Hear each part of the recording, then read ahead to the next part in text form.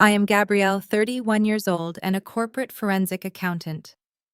One week before my wedding, my sister Vanessa stood up at my rehearsal dinner and told my fiancé Xavier I had been hiding a secret child. She called me a liar and told his wealthy family I was a scam artist. My fiancé looked at her and said he knew.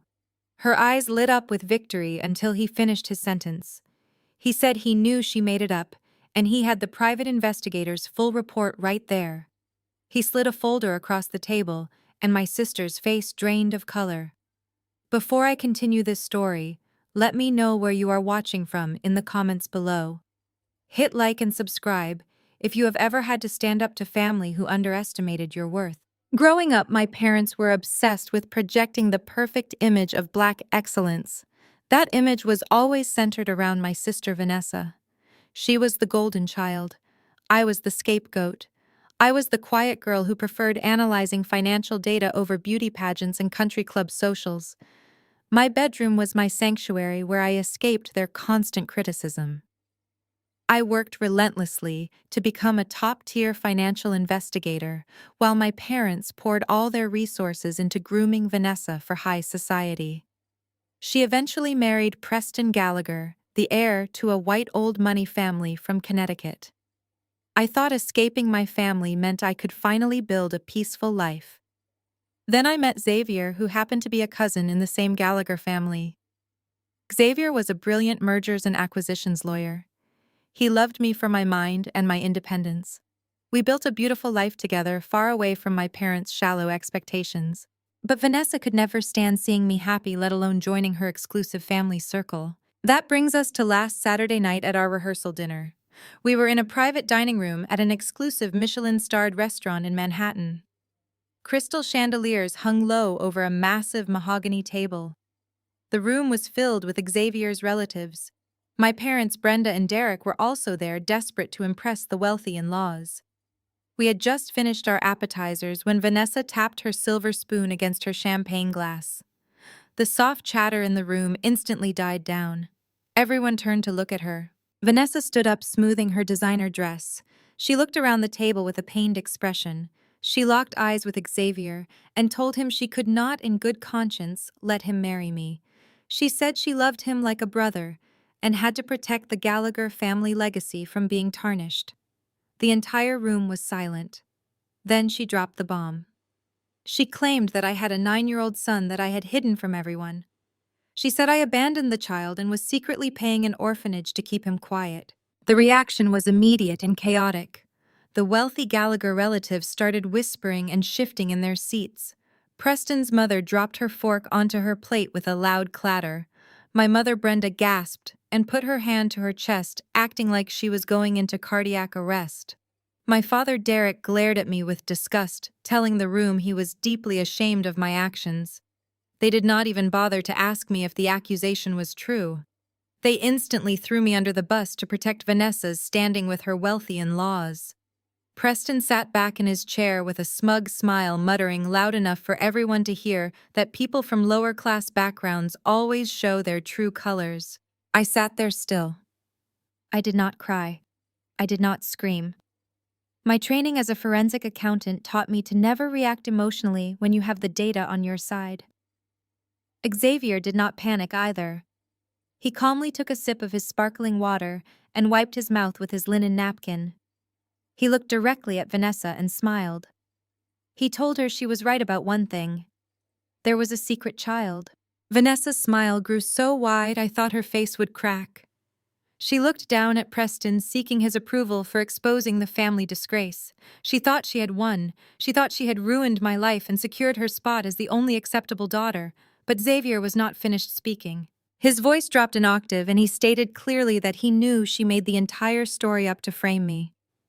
He reached into his leather briefcase beside his chair and pulled out a thick manila folder. He told Vanessa he had hired a private investigator a month ago after I noticed strange charges on my credit report. Xavier slid the heavy folder across the long mahogany table. It stopped right in front of Preston's plate. Xavier told the room that the folder contained the full report of Vanessa's phone records and financial movements for the last 6 months. He read the numbers out loud for everyone to hear. He detailed exactly how many times Vanessa had been calling a burner phone registered in Detroit. He looked right into her eyes and asked why the golden child of the family and the wife of a Wall Street executive was making desperate midnight calls to known blackmailers. The color vanished from Vanessa's face. Her jaw dropped open and she started stammering, unable to form a coherent word. The smug look on Preston's face disappeared instantly, replaced by a deep, angry red flush.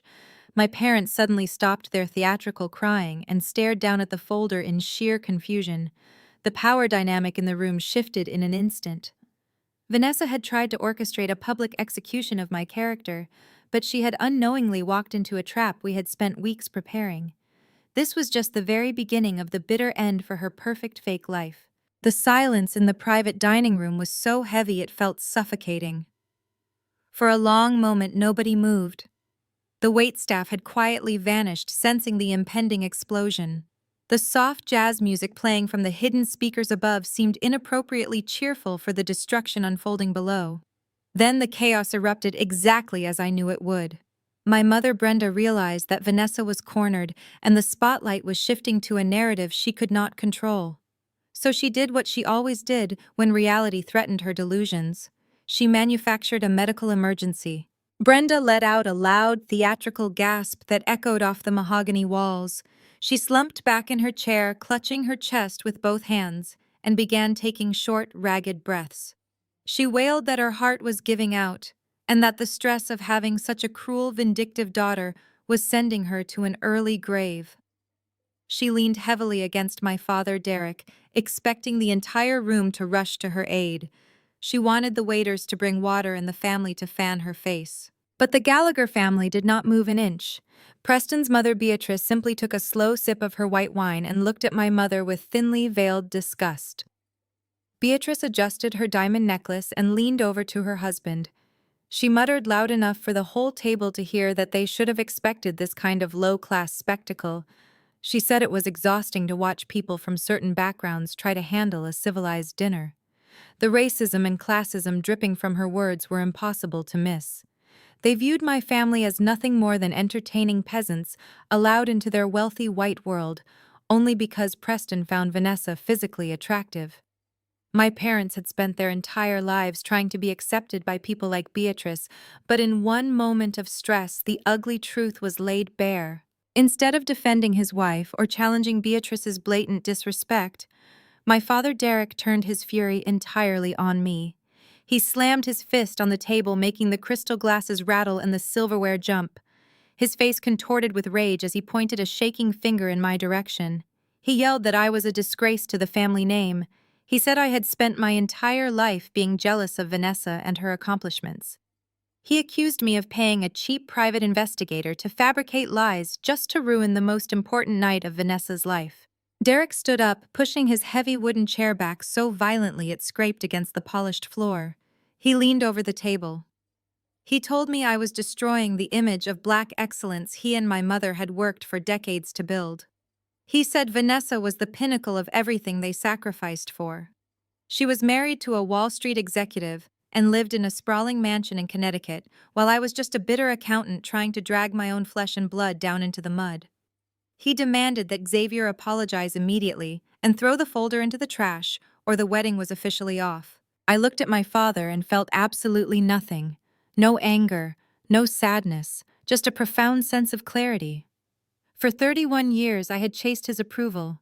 I had gotten perfect grades. I had built a lucrative career. I had stayed out of trouble. But none of it mattered, because I was not the daughter he wanted me to be.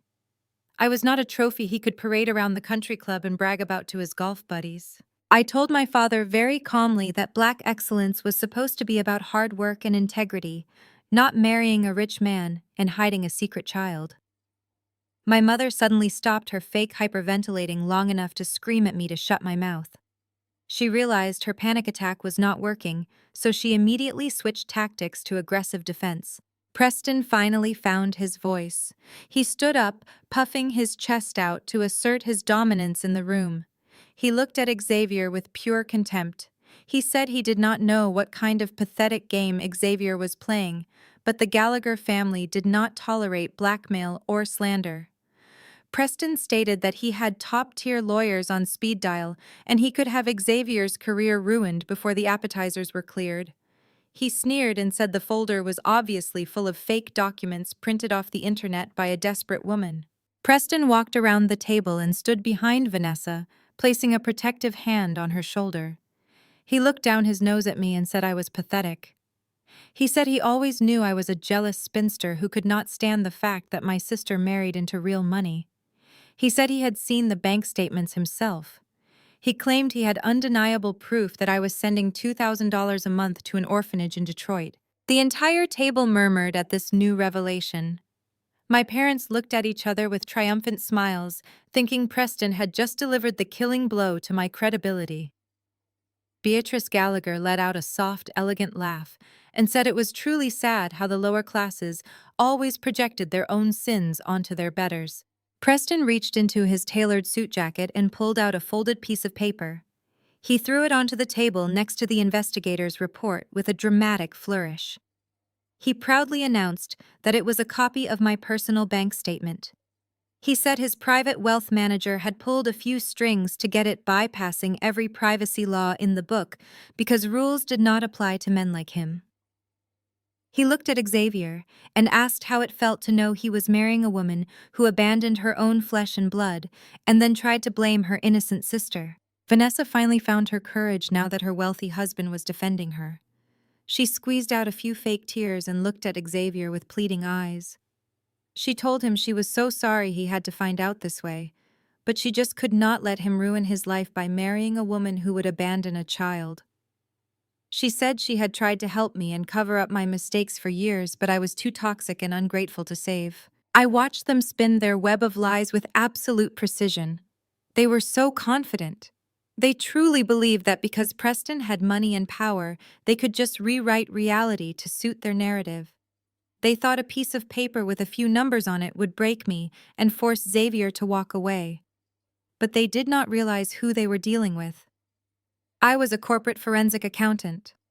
I spent my days tracking millions of dollars through offshore accounts and shell companies for federal investigations. Tracing a measly $2,000 a month was child's play. I did not break a sweat. I did not raise my voice.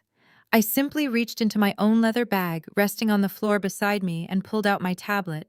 It was time to show Preston Gallagher and my toxic family what real evidence looked like. I unlocked my tablet and tapped the screen mirroring icon. The large flat-screen television on the back wall of the private dining room suddenly woke up. The soft jazz music faded as I synced my device to the audio-visual system of the restaurant. I had reserved this specific room because I knew it had the exact technology I would need. I looked at Preston, who was still standing with his chest puffed out like a proud rooster. I told him he should never bring stolen bank statements to a fight with a forensic accountant. I swiped my finger across the glass, and a high-resolution scan of the exact bank statement Preston had just thrown on the table appeared on the wall. I pointed out the transaction history showing the $2,000 monthly transfers to the Detroit orphanage. Preston smirked and told the room that I was just displaying my own guilt. But Xavier shook his head and told Preston to look closer at the digital authorization logs. I zoomed in on the bottom of the document. I highlighted the routing codes and the electronic signature metadata. I explained to the silent room that every time a transfer was initiated, it left a digital footprint. I pulled up a side-by-side comparison. On the left was my actual banking data. On the right was the data from the account making the payments. I told everyone to look at the Social Security number attached to the payment account of the orphanage. My mother, Brenda, suddenly grabbed her napkin and started aggressively wiping her mouth. Her eyes darted toward the exit. My father, Derek, cleared his throat and told me to turn the screen off immediately because I was embarrassing the family.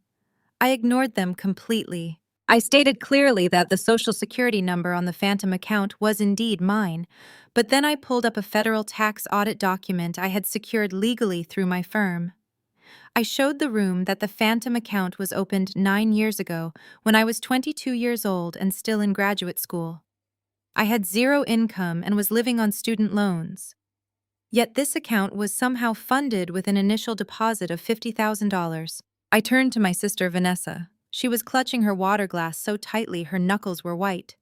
I asked her how a broke college student managed to deposit $50,000 in a single afternoon. She stared at the table and refused to answer. So I answered for her. I swiped the screen again. A new document appeared. It was a copy of a police report from 9 years ago that I had filed for a stolen wallet.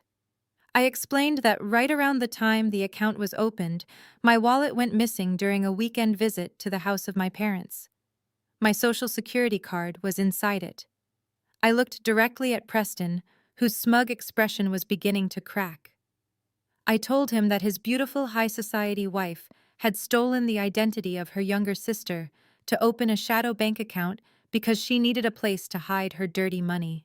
Preston slammed his hand on the table and demanded that I stop spinning lies. He said Vanessa would never need to steal my identity because she had her own money. He insisted the transactions proved I was the one paying the orphanage to hide my secret child. I smiled warmly at Preston. I told him I was so glad he brought up the transactions.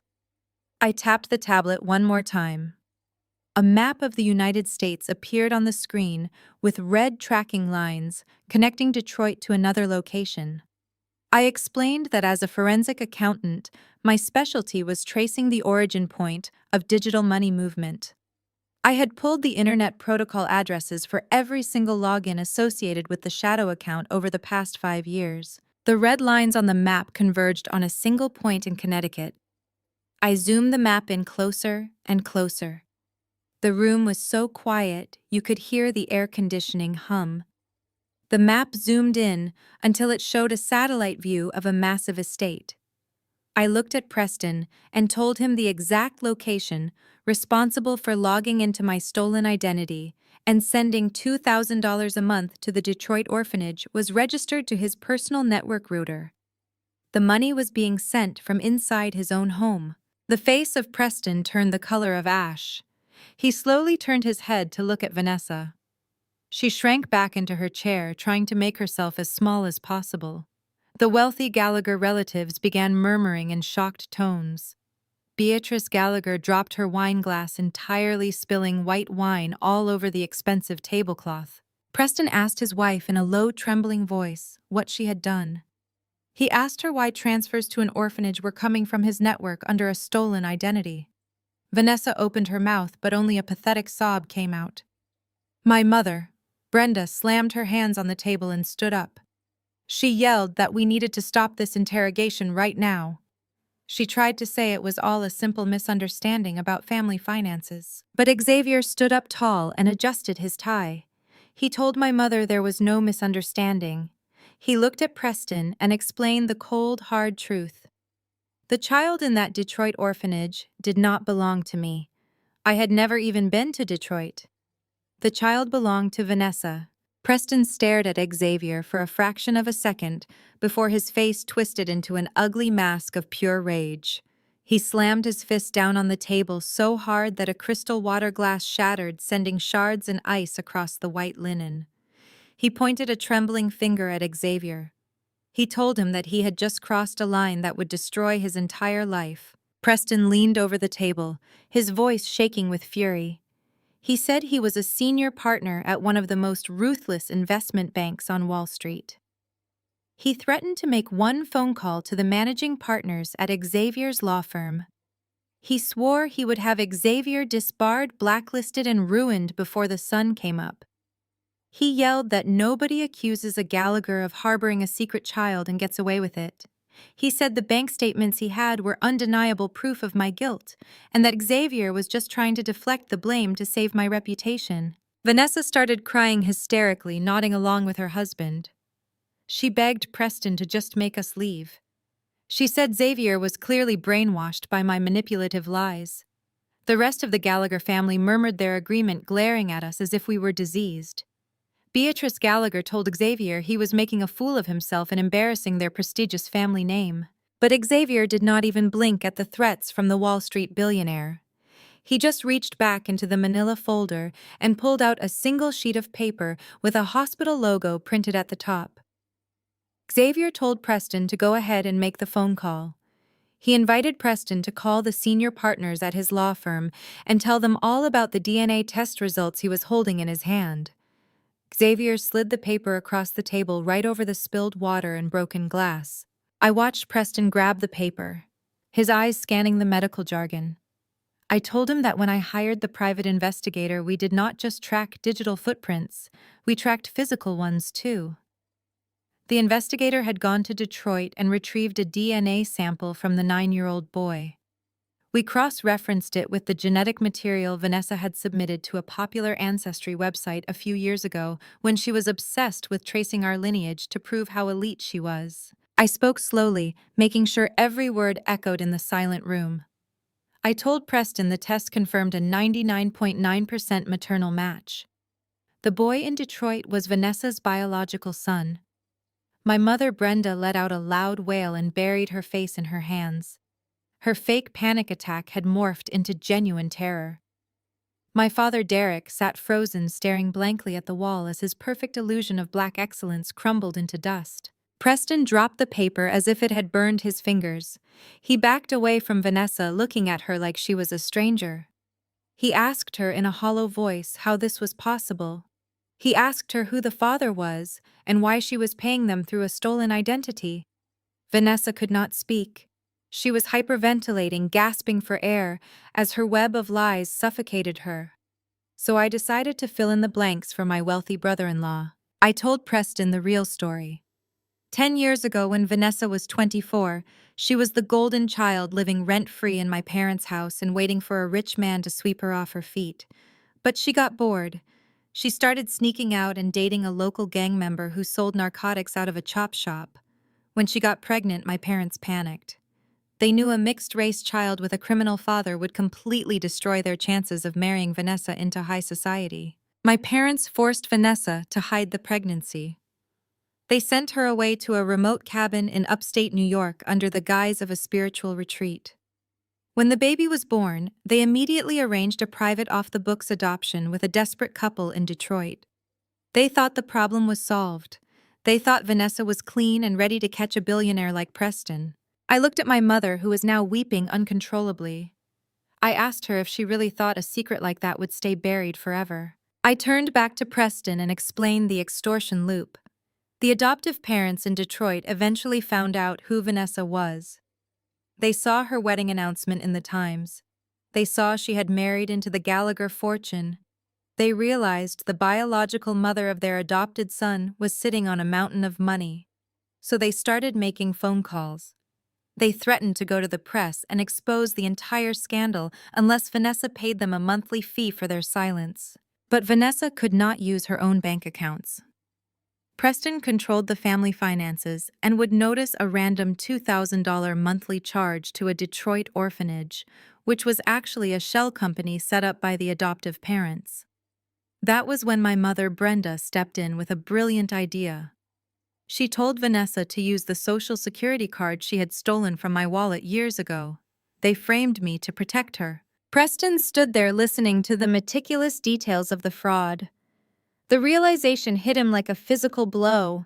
The woman he thought was a pristine, high-society trophy wife had a child with a street criminal and had been actively committing federal wire fraud and identity theft from his own home to pay off extortionists.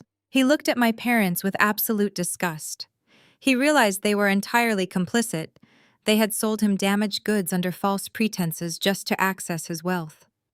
The arrogance and classism he had displayed just 10 minutes ago had completely evaporated, leaving only a profound sense of humiliation. Preston turned to Xavier and his tone changed entirely. The Wall Street threats were gone. The puffed-out chest was gone. He looked like a man who was desperately trying to calculate how much damage control he was going to need. He asked Xavier how many people had access to the file. He asked what it would take to make the entire thing disappear before the press got wind of the scandal. He said the Gallagher name could not be associated with a Detroit street gang or federal identity theft. He reached into his jacket pocket with a trembling hand and pulled out his checkbook. Preston held the leather-bound checkbook in his trembling hand. He asked us to name our price to buy our silence. He thought money could scrub away the stain of a Detroit gang and a stolen identity. Xavier just looked at him with absolute pity and leaned back in his chair. I did not cry. I did not feel an ounce of sympathy for the Wall Street billionaire who had just tried to destroy my fiancé's career. Instead, I reached for my iPad once again. I told Preston to put his checkbook away because he did not even know the full extent of the financial infection in his own house. I connected my tablet back to the restaurant projector. The screen flickered and a new set of documents appeared on the wall. These were not just simple bank statements. These were highly encrypted cash flow analyses that I had spent weeks compiling and decoding. I walked up to the screen. I explained to the dead silent room what a corporate forensic accountant actually does. We do not just look at where money ends up. We look at how it breathes. We look at the arteries it travels through. I tapped the screen and brought up the internal audit logs of the Gallagher family trust accounts. Preston's eyes widened in horror as he recognized his own private banking interfaces displayed for everyone to see. He asked me how I gained access to his secure accounts. I reminded him that his wife had stolen my social security number to open her shadow accounts. When my firm legally subpoenaed the shadow accounts, the digital trail inevitably bled backward into the primary funding sources, which were his personal portfolios. I showed him the exact pathways Vanessa had used to bypass his top-tier security. She was not a financial genius. My mother Brenda and my father Derek certainly were not either, but Vanessa had unlimited access to Preston's personal devices while he was asleep or in the shower. I pulled up a series of digital authorization forms on the projector. They were the required dual-signature mandates for moving any funds over a certain threshold out of the Gallagher investment portfolios. I pointed to the digital signatures on the bottom of the forms. To the untrained eye, they looked like perfect matches of Preston's cryptographic key. But I overlaid a heat map of the pressure points and timing algorithms used to generate the signatures. I explained that when Preston signs a document digitally, his stylus moves with a specific speed and pressure. The signatures on these transfer forms were flat. They were traced copies. Vanessa had stolen his digital seal and used it to forge his authorization on dozens of wire transfers. Vanessa finally found her voice again. She practically threw herself across the table toward Preston, begging him not to believe the screen. She screamed that I was a hacker and that I had manufactured the heat maps and the signature data to frame her. She told Preston that she loved him and would never steal from him. She clawed at his suit jacket, pleading with him to remember that I was just a jealous sister trying to ruin her perfect life. But Xavier shut her down before Preston could even react. Xavier leaned forward and pointed out that the digital logs contained location data for every single forged signature. He told Vanessa to look at the screen. The timestamps and GPS coordinates for the forged authorizations matched up perfectly with Vanessa's social media posts. When a massive transfer was authorized from a luxury resort in Aspen, the GPS ping came from the exact same Wi-Fi network Vanessa had used to post a picture of her drinking champagne on the slopes. When another transfer was pushed through from a private yacht in the Hamptons, the IP address matched the maritime satellite network Vanessa was connected to. The evidence was completely airtight. There was absolutely no denying it. Vanessa collapsed back into her chair, sobbing uncontrollably as the weight of her crimes crushed her fabricated reality. Preston slumped back in his chair as I mapped out the rest of the cash flow. The $2,000 a month for the extortionists in Detroit was just the tip of the iceberg. That was just the operational cost to keep the adoptive parents quiet about her secret child. But Vanessa had developed a taste for moving money in the shadows. Once she realized she could forge Preston's digital signature without triggering the fraud alerts of the bank, she got incredibly greedy. I showed the room a cascading waterfall chart of wire transfers. Money was bleeding out of the Gallagher accounts in continuous increments of $5,000 and $9,000. I explained to the wealthy gallery of relatives that to avoid the mandatory federal reporting thresholds, Vanessa had engaged in a classic structuring scheme known as smurfing. She was breaking large sums of money into smaller transactions and routing them through an intricate web of online payment processors and shell companies. My parents were staring at the screen like it was a foreign language.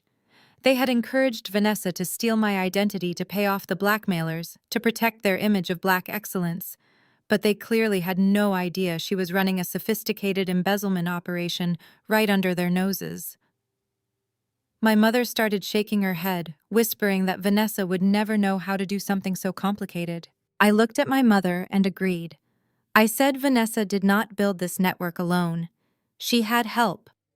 I traced the routing numbers on the screen to a series of offshore holding accounts. The accounts were managed by the very same Detroit street gang that the biological father of her child belonged to. Vanessa was not just paying hush money for a secret baby. She was being systematically bled dry by a criminal syndicate that realized she had unlimited access to a Wall Street fortune. They were using her to clean their money and fund their illegal operations. The Gallagher family sat in stunned silence.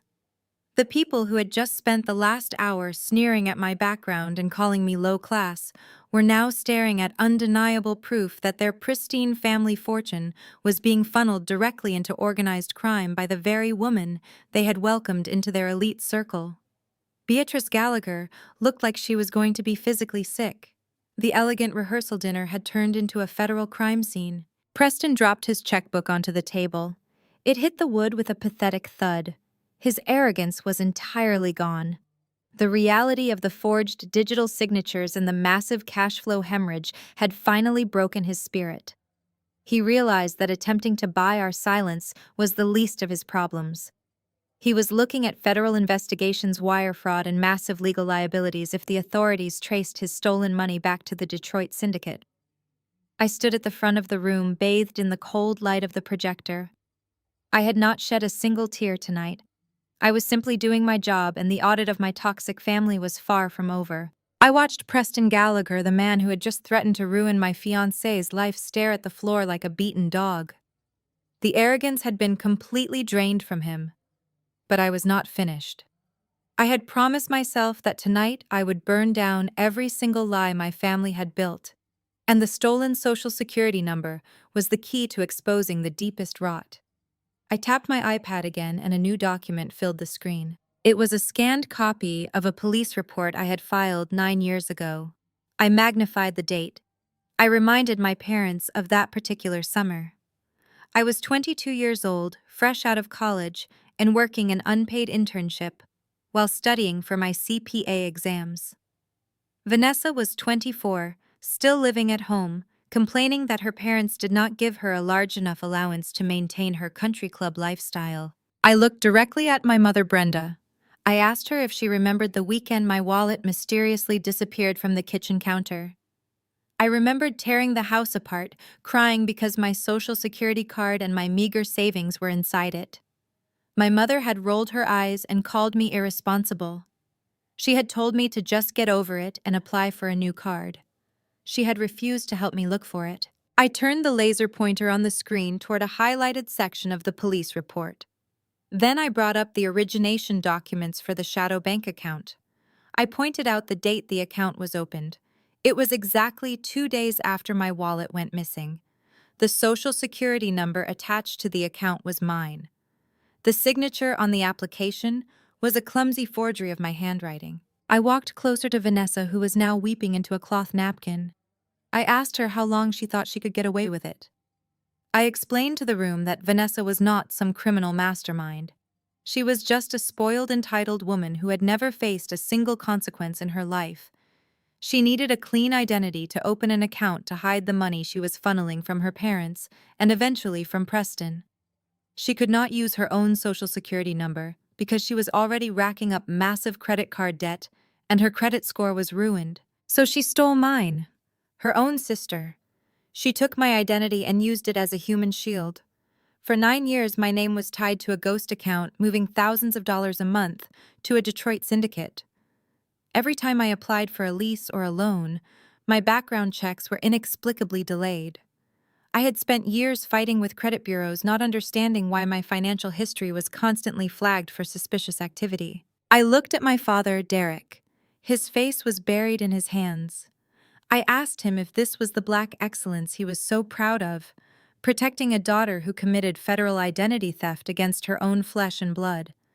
I told him that while he was bragging to his friends about Vanessa's wealthy marriage, I was spending hundreds of hours untangling the legal mess she had made of my name. Xavier stood up and placed a hand on my shoulder. He looked at the Gallagher relatives who were now whispering frantically among themselves. He explained the legal ramifications of what Vanessa had done. He stated clearly that identity theft across state lines to facilitate wire fraud was a federal offense carrying a mandatory minimum prison sentence. He noted that Vanessa had not just stolen my identity to open a credit card. She had used it to facilitate an extortion racket and launder stolen money. Preston raised his head. His face was completely devoid of color. He looked at Vanessa, and his voice cracked. He asked her how she could be so reckless. He said she had jeopardized the entire Gallagher estate. If the federal authorities traced the stolen money from the shadow account back to his family trust, they could freeze all of his assets. His career on Wall Street would be over before the investigation even concluded. Vanessa reached out to touch Preston's arm, but he recoiled violently. He shoved his chair back and stood up, putting as much distance between them as possible. He yelled at her not to touch him. He called her a parasite and a fraud. My mother Brenda suddenly stood up, her face red with desperation. She tried to defend Vanessa one last time. She pointed a shaking finger at me and screamed that I should have just kept my mouth shut. She said I was destroying the family over a piece of paper. She yelled that I was a selfish, bitter girl who could not stand to see her sister succeed. I did not raise my voice. I simply let her scream until she ran out of breath. The silence that followed was deafening. I looked at my mother and told her that she was the one who destroyed the family. I told her that her conditional love and her obsession with status had turned Vanessa into a monster. I told her that tonight was the end of the line. There would be no more covering up. There would be no more lies. I was taking my identity back and I was leaving them all to rot in the mess they had created. I turned my attention back to Preston, who was currently staring at his wife, as if she were a venomous snake that had somehow found its way into his bed. He was a man who prided himself on absolute control. He had spent millions outfitting his Connecticut estate with military-grade cybersecurity to protect his corporate secrets and his personal wealth. He suddenly shook his head, trying to find one last loophole in my data to save his fractured pride. He looked at Xavier and then at me and stubbornly declared that his home network was impenetrable. He said he had dedicated firewalls and a private security team that monitored his servers 24/7. He demanded to know how Vanessa could have possibly bypassed all of that to ping an IP address directly to a Detroit crime syndicate without triggering a single internal alarm. I smiled slightly because this was the exact question I was waiting for. I tapped my iPad and the projector screen transitioned from the police report to a highly complex network topology map. I explained to Preston that the biggest vulnerability in any million-dollar cybersecurity system is always human error. I told him he was right about his firewalls being state-of-the-art.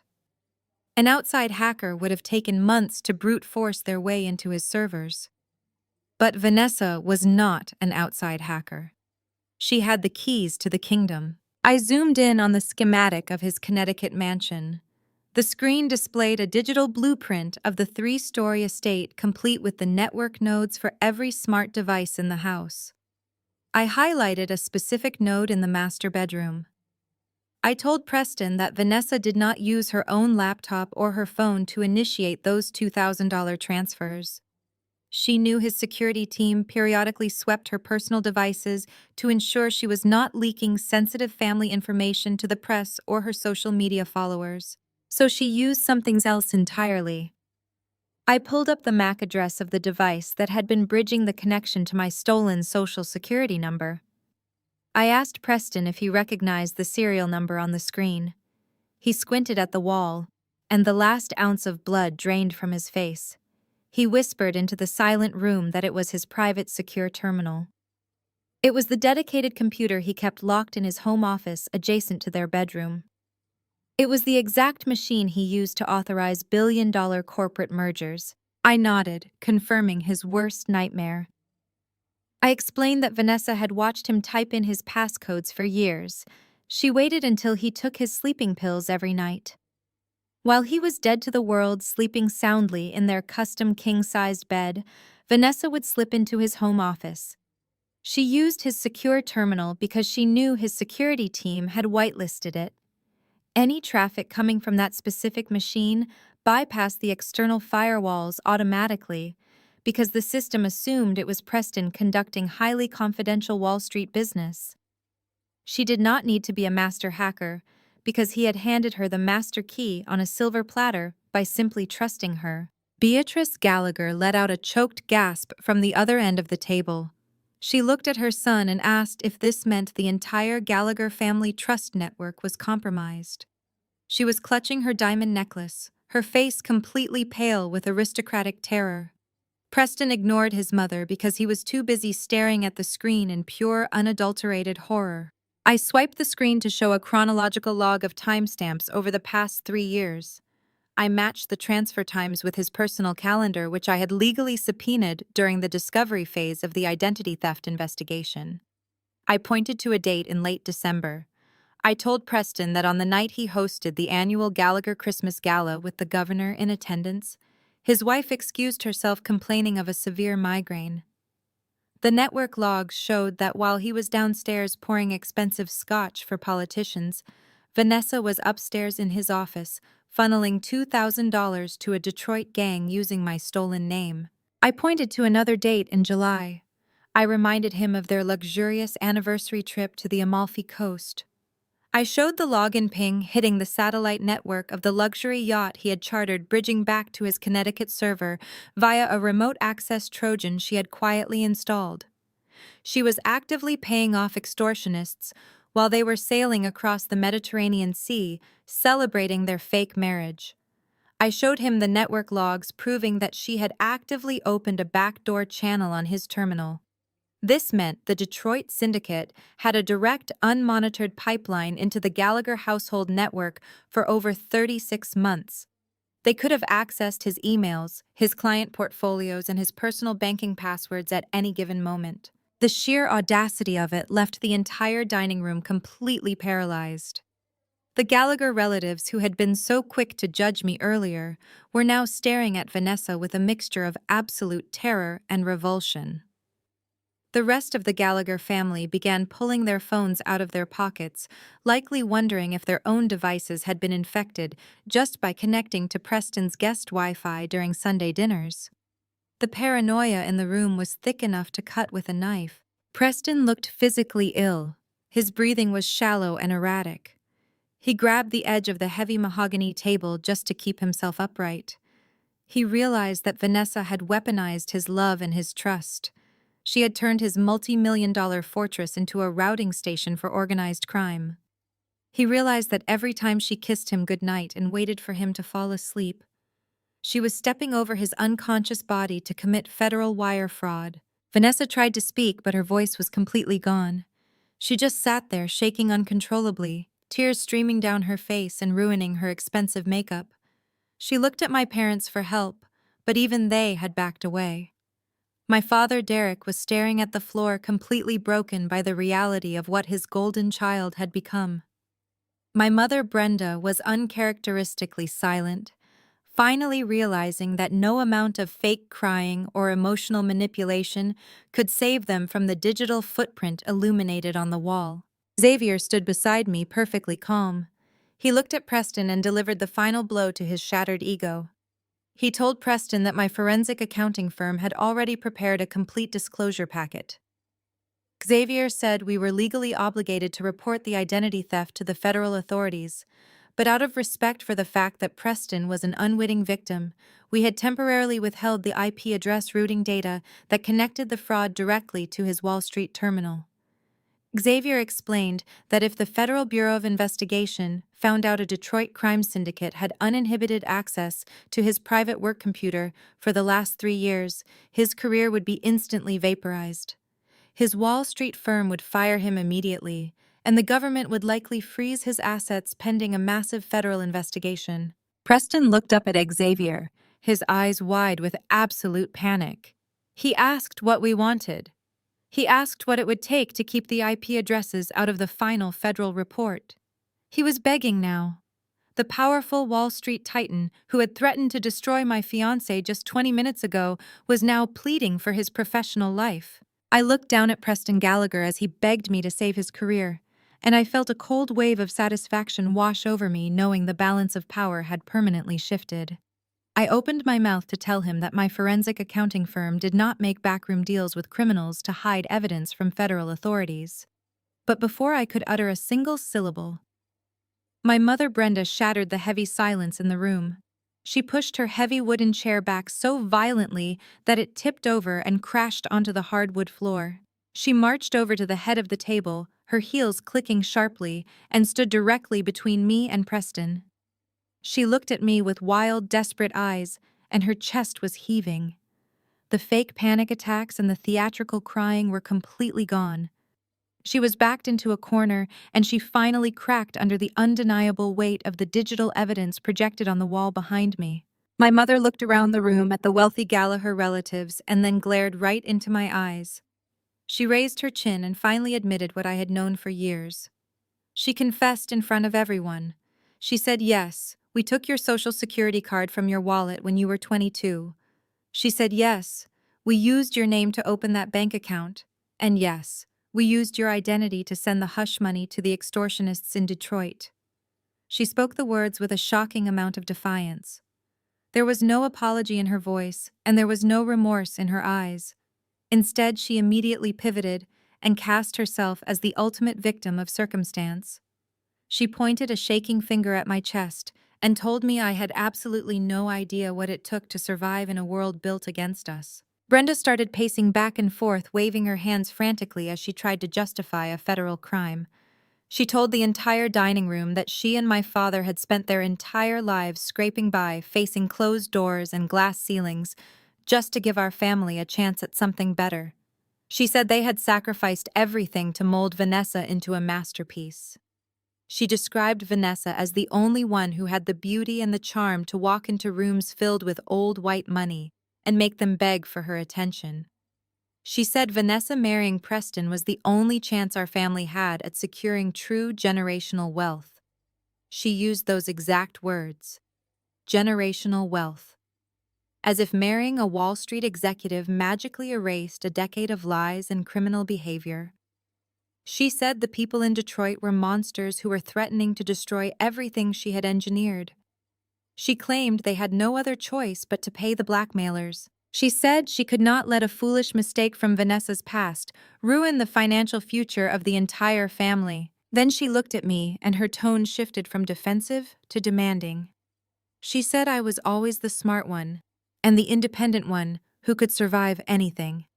She claimed she never knew Vanessa was stealing millions from the Gallagher charity or using Preston's secure work computer. She swore she thought it was just a small secret account to keep the Detroit family quiet. She stopped pacing and stared right into my soul. She told me I needed to take the fall for all of it. My own mother stood in a room full of people and demanded that I confess to the federal investigators. She told me to tell the authorities that I was the mastermind who set up the shadow account and initiated the wire fraud. She said I was just an accountant and that my career was nowhere near as important as the Gallagher Wall Street empire. She actually had the nerve to step forward and grab my hands. Her grip was tight and her palms were sweating. She pleaded with me to sacrifice my freedom to save my sister.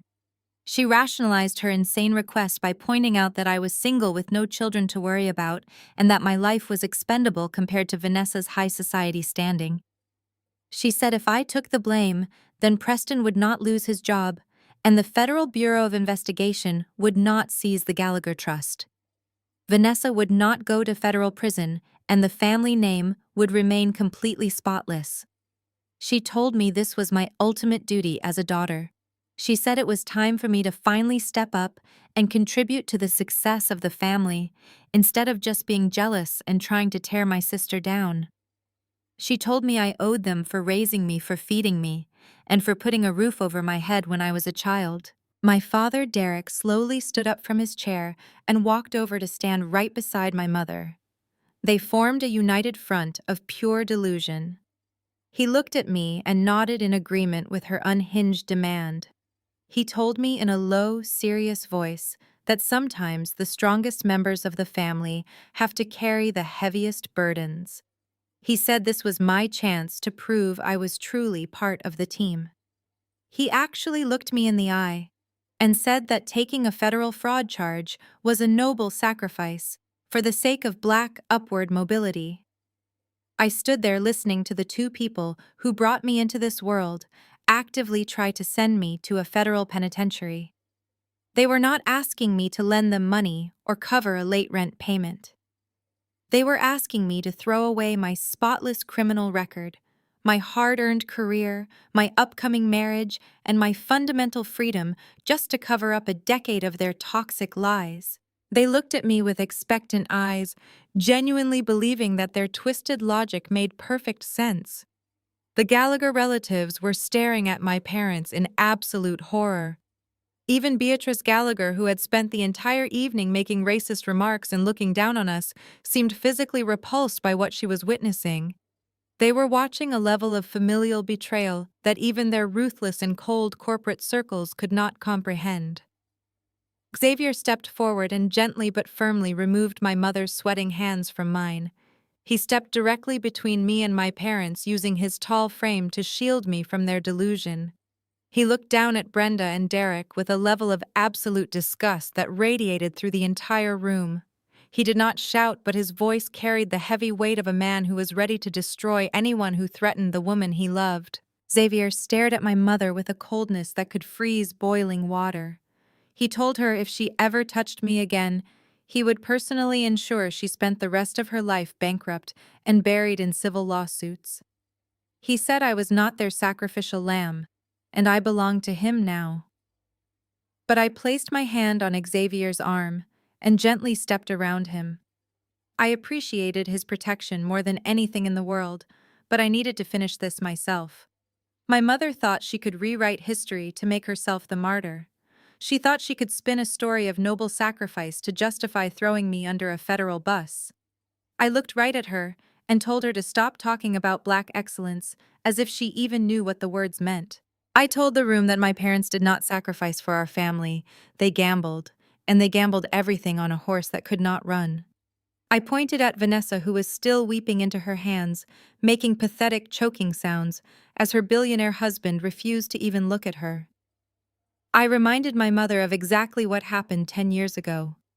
I painted a very clear picture for the wealthy Gallagher relatives who were sitting in stunned silence. I told them that while Vanessa was getting bi-weekly chemical peels and driving a luxury car leased in my father's name, I was working 2 jobs. I was studying until 3 in the morning to pay for my own accounting textbooks because my parents flatly refused to help me. They told me all their available credit had to go toward Vanessa's designer wardrobe and her exclusive country club memberships. They were treating her like a prized show dog waiting to be auctioned off to the highest bidder in the upper echelon of society. But Vanessa was not interested in building a legacy. She was bored. She wanted the thrill of the streets, without any of the actual consequences. I looked Preston right in the eye and told him to listen very closely to the real history of the pristine woman he had married. When Vanessa was 24, she started sneaking out of our manicured suburban house. She was not going to charity galas or networking events like she told my parents. She was going to underground street races and trap houses on the east side. She started dating a guy who was a mid-level enforcer for a Detroit syndicate.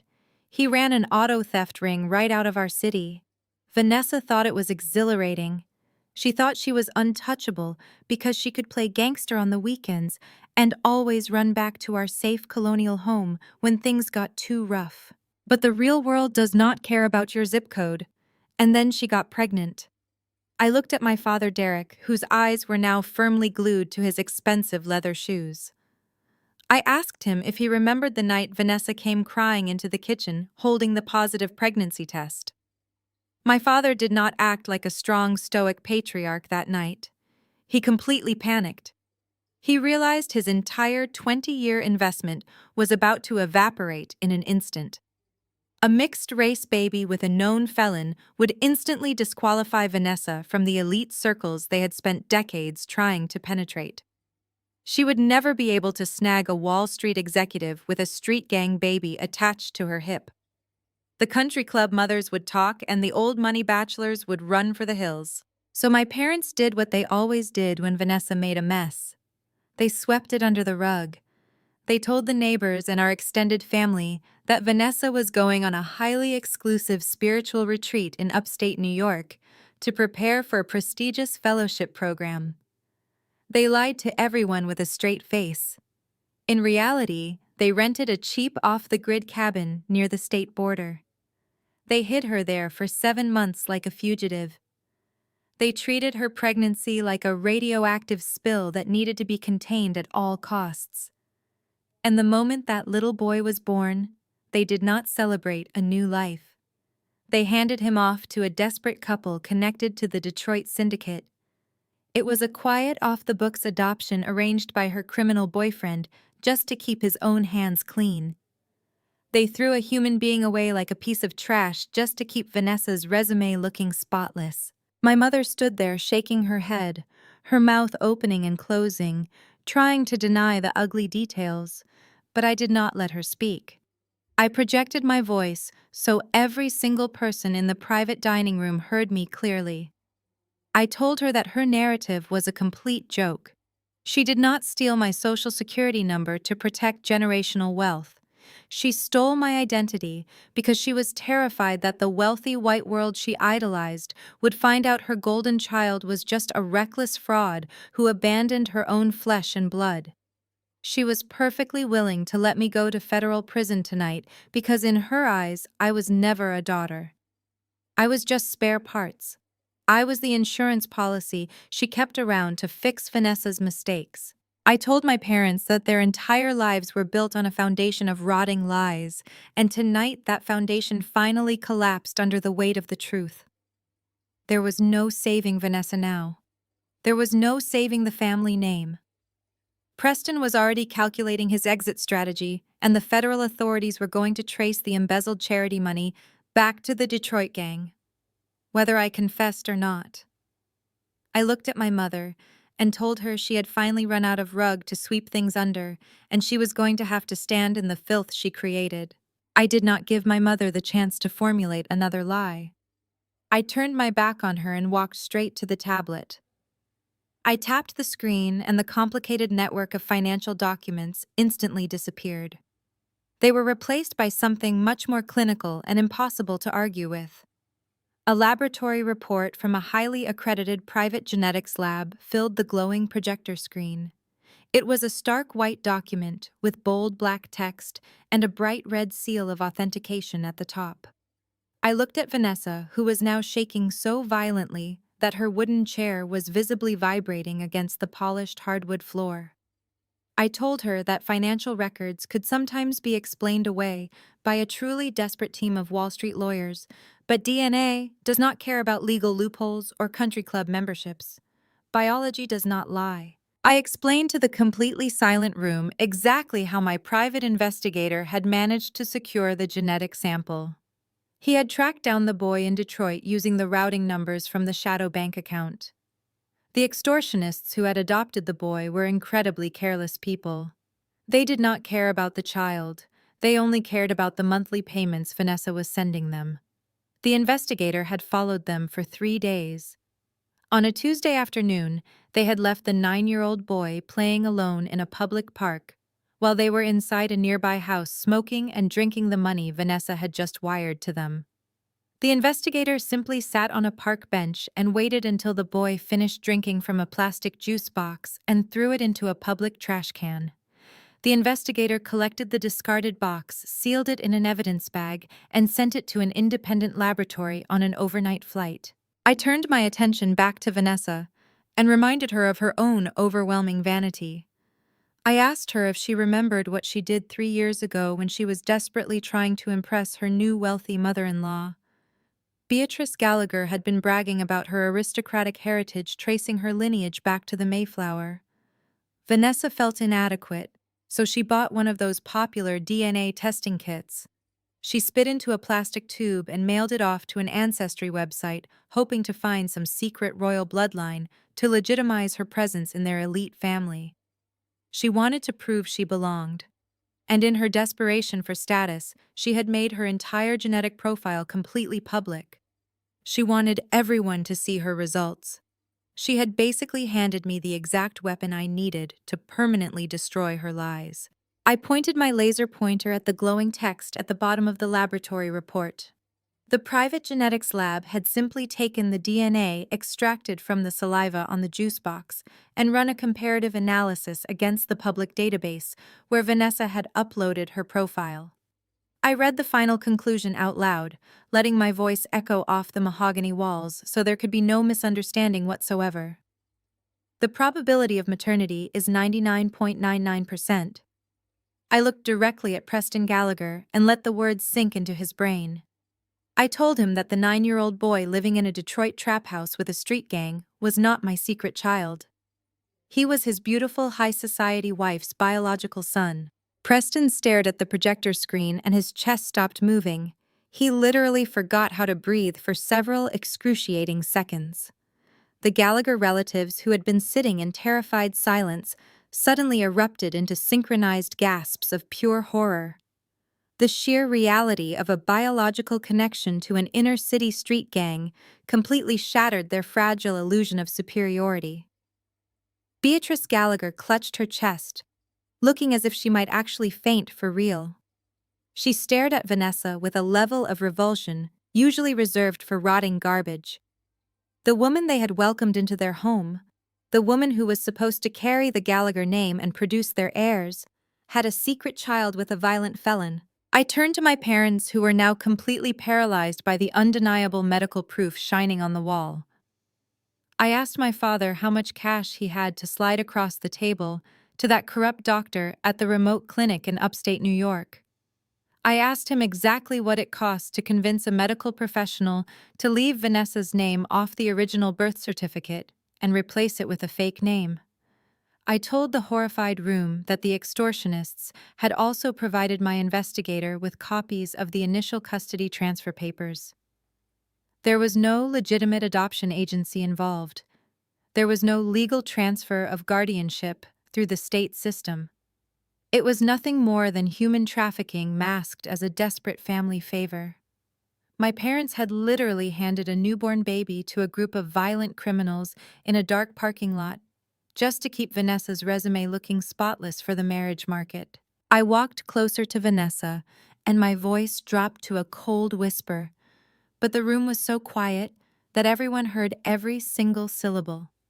I asked her how she managed to sleep at night. I asked her how she could sit in her multi-million-dollar Connecticut mansion, sipping $1,000 bottles of wine and trying on diamond necklaces while her own flesh and blood was living in poverty, surrounded by drugs and violence. I told her that every time she looked in the mirror to admire her designer clothes, she was looking at a monster. She had sacrificed an innocent child to buy her way into a world of wealth and privilege. And now that very same world was looking at her like she was a diseased animal. She had spent the entire evening trying to project her sins onto me. She tried to ruin my wedding and destroy my relationship with Xavier to protect her dark secrets. But science had just ripped the mask off her face and exposed the rotting core of her soul. Preston finally exhaled a shaky, ragged breath. He stood up from the table, his eyes fixed on the DNA results. He did not look angry anymore. He looked completely hollowed out. He reached into his pocket and pulled out his cell phone, his thumb hovering over the screen. The Wall Street billionaire had finally realized that his perfect marriage was a biological and financial crime scene, and the damage was entirely irreversible. I watched Preston stare at his phone, his thumb still hovering over the screen. He was completely paralyzed. He did not know whether to call his legal team, his public relations firm, or the police. I told him to put the phone down because he still needed to understand exactly how his wife had walked right into the extortion trap that was currently draining his bank accounts. He slowly lowered his hand and looked at me with hollow, dead eyes. The rest of the dining room was completely silent, waiting for the final pieces of the puzzle to fall into place. I turned back to the projector screen and pulled up a detailed background report on the couple who had taken the baby. I explained to the wealthy Gallagher family that my parents had not arranged a private adoption with a loving, stable family.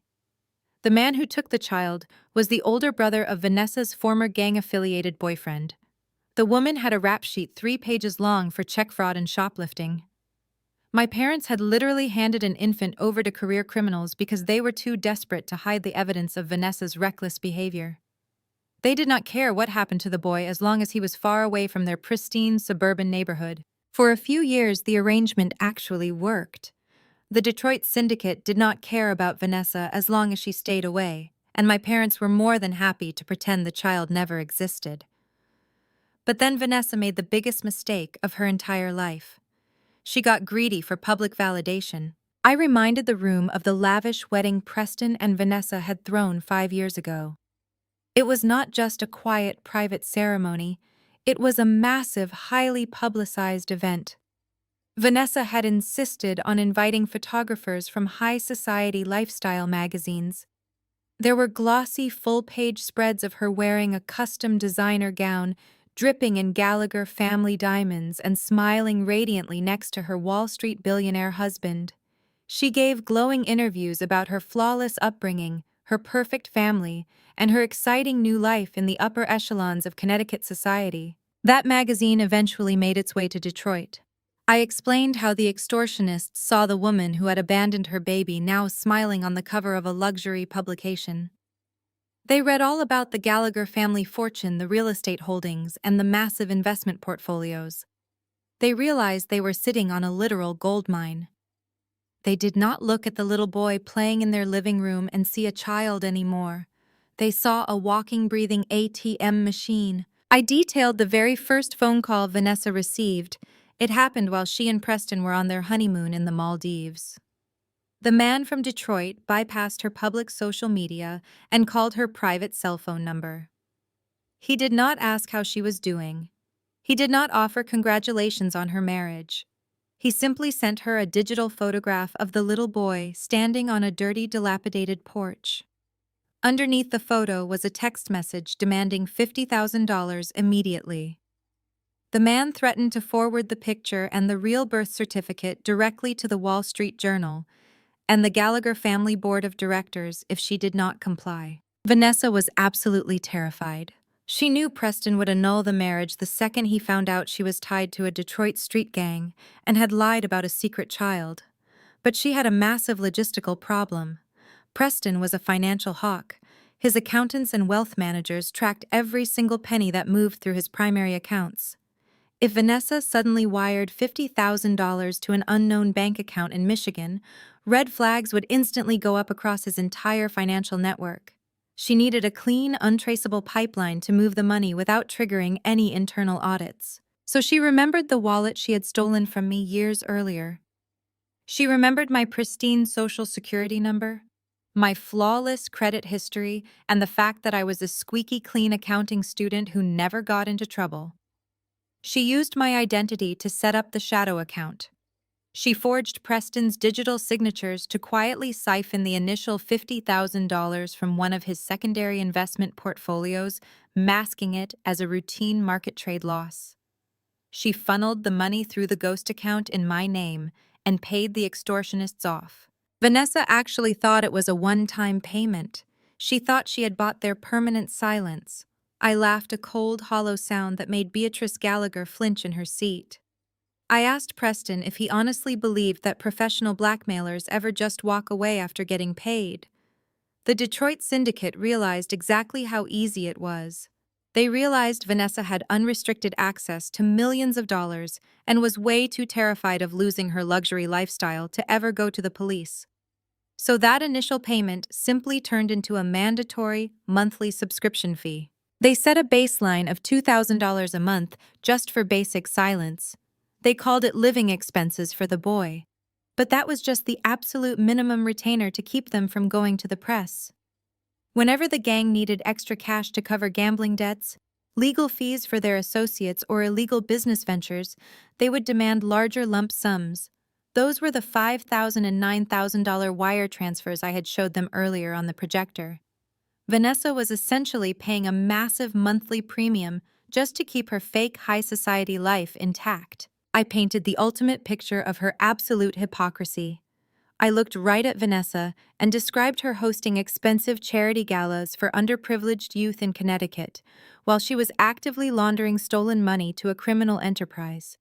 She was funding the very people who were raising her biological son in a dangerous, violent environment. She was paying them to keep him away from her. She was financing a syndicate just so she could keep wearing her designer clothes, attending country club luncheons, and pretending she was better than everyone else. I turned back to Preston, who was currently holding his head in his hands. I told him that he was not just the victim of a cheating, manipulative wife.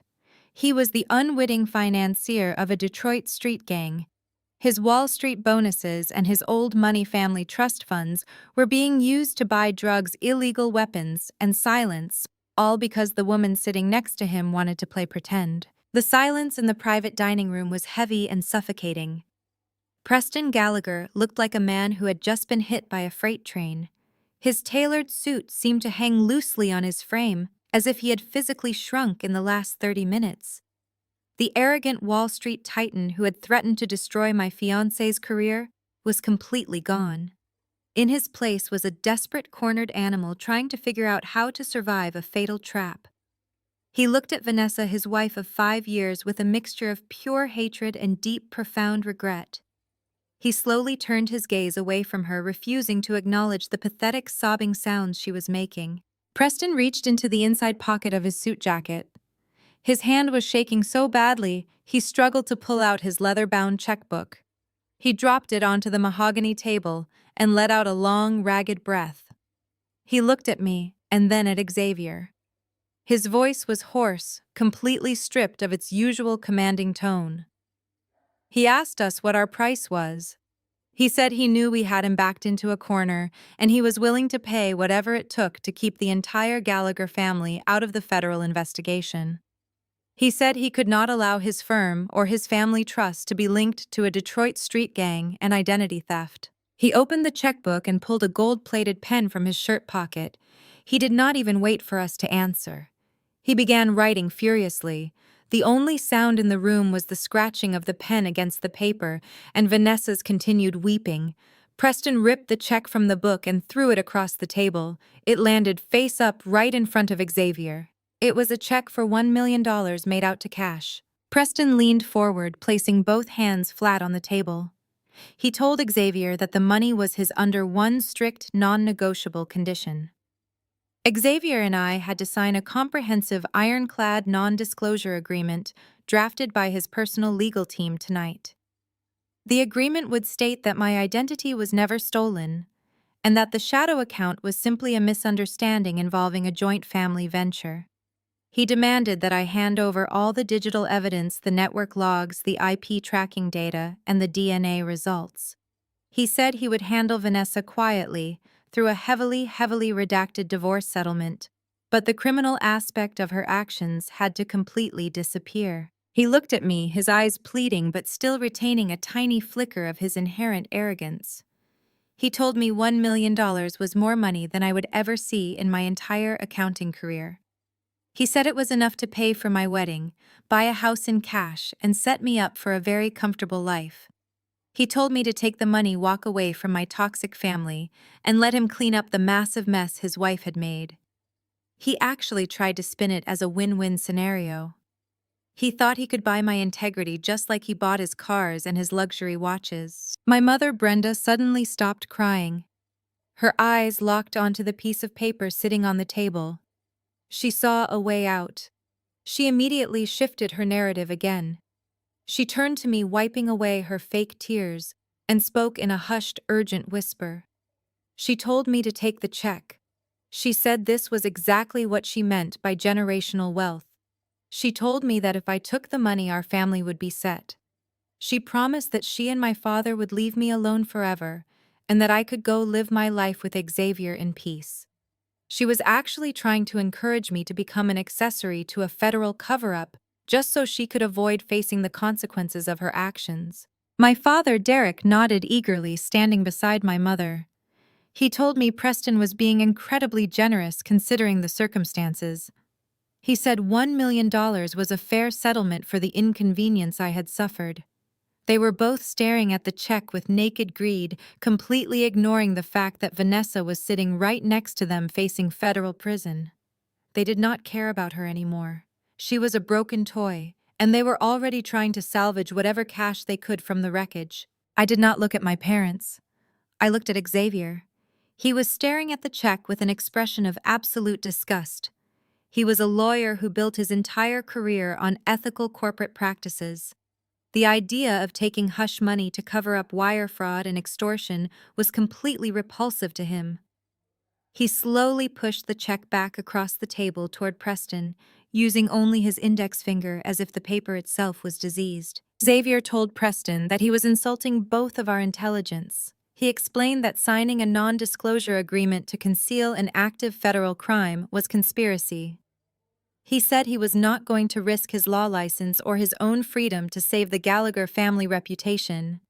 He told Preston that $1 million was a pathetic offer to risk federal prison. I stood up from my chair and walked around the table until I was standing right in front of Preston. I picked up the check. My parents gasped, thinking I was actually going to accept it. Preston let out a small sigh of relief, believing his money had finally solved the problem. But I did not put the check in my pocket. I held it up to the light, examining the heavy, expensive paper and the bold black ink. I looked Preston right in the eye and told him he had fundamentally misunderstood the entire situation. I told him I was not an extortionist like the people in Detroit. I did not want his money. I wanted my life back. I wanted my name cleared, and I wanted the people who stole it to burn. I told him that his arrogance blinded him to the fact that his wife had not just stolen from me. She had stolen from him, and she had stolen from his family. I gripped the edges of the check and deliberately slowly tore it in half. The sound of the thick paper ripping echoed loudly in the silent room. My mother let out a strangled shriek of pure agony, as if I had just physically stabbed her. I put the two halves together and tore them again, letting the pieces flutter down onto the mahogany table. I looked at Preston, whose face had completely fallen. I told him to keep his money because he was going to need every single penny to pay for the massive army of defense attorneys he was about to require. I walked back to my tablet and told the room that the audit was not over yet. I walked back to the head of the table, my heels sinking slightly into the thick plush carpet. The torn pieces of the $1 million check lay scattered across the polished mahogany like dead leaves. Preston stared at them, his chest barely moving. He was a man who had spent his entire life believing that every problem had a price tag and every person had a breaking point. He had never encountered a situation where his immense wealth was completely useless. I picked up my tablet and my fingers hovered over the screen. I looked around the room at the wealthy Gallagher relatives who were now shifting uncomfortably in their expensive tailored suits and designer dresses. They thought the worst was over. They thought the revelation of a secret child and a stolen identity was the grand finale of my revenge. They had absolutely no idea that I was about to tear down the very institution that gave their family its pristine public image. I tapped the screen and the projector hummed back to life. The digital network maps and the genetic test results disappeared. In their place, a beautiful, highly stylized logo appeared on the wall. It was a crest featuring two hands holding a lit candle surrounded by Latin script. Beneath the crest, in elegant serif font, were the words, "The Gallagher Family Charity Foundation." A collective gasp rippled through the room. Beatrice Gallagher gripped the edge of the table, her knuckles turning completely white. This foundation was her absolute pride and joy. It was the philanthropic shield that the Gallagher family used to deflect any criticism of their ruthless Wall Street practices. They threw lavish galas, raised millions for underprivileged children, and made sure their names were plastered across every major newspaper as the saviors of Connecticut. I turned to Vanessa, who was now slumped in her chair, looking completely hollowed out. Her mascara was running down her cheeks in thick, dark streams. I reminded the room of the grand announcement Preston had made exactly 3 years ago. He had appointed his beautiful new wife as the honorary director of the charity foundation. It was supposed to be a symbolic role. Vanessa was supposed to smile for the cameras, host the silent auctions, and hand out giant novelty checks to local schools. She was the perfect photogenic face for their charitable empire. Preston thought he was giving her a harmless hobby to keep her occupied while he was busy orchestrating corporate mergers. He never bothered to look closely at what she was actually doing with the administrative access he had granted her. I swiped the screen and brought up the public tax filings for the foundation. I explained that as a corporate forensic accountant, I spend my days dissecting complex financial vehicles designed to hide money. I told them that charity foundations are notoriously vulnerable to exploitation if there is no internal oversight. And because Preston trusted his wife completely, he had essentially handed her the keys to an unregulated bank vault. I showed them the public ledger for the past 5 years. The numbers looked absolutely perfect. The foundation was taking in millions in donations from wealthy investors and paying out grants to various youth programs across the state. The accounting appeared flawless on the surface. Preston slowly raised his head. His eyes were bloodshot. He looked at the screen and then at me. His voice was a dry, raspy whisper. He said the foundation is audited internally every single quarter and there is no way Vanessa could have touched that money without triggering an immediate alert from the board of directors. He was desperately clinging to the last shred of his financial competence. He needed to believe that his empire was secure. I smiled a cold, tight smile. I told Preston that his internal auditors were looking at the trees while his wife was burning down the entire forest. I explained that Vanessa did not steal the money by simply transferring it out of the main accounts. She was far more insidious than that. She used a technique called phantom vendor billing. I tapped my tablet, and a highly classified audit file opened on the screen. It was a file I had compiled using advanced data scraping tools that pulled from deep within the financial architecture of the state tax registry. I projected a dense spreadsheet filled with hundreds of line items. I highlighted a specific column labeled Event Management and Logistical Outreach. I explained to the silent, terrified room that hosting luxury charity galas is incredibly expensive. You have to pay for catering, floral arrangements, security, valet parking, and entertainment. Vanessa, as the honorary director, had the sole authority to approve vendor invoices for these events. I pointed the laser pointer at a series of invoices from a company called Apex Event Solutions. I looked directly at Vanessa, whose eyes widened in pure terror as she saw the name of the company on the wall. I asked her to explain to her wealthy mother-in-law what exactly Apex Event Solutions provided for the annual winter charity ball. Vanessa just shook her head, her lips trembling, unable to form a single word. So I answered for her.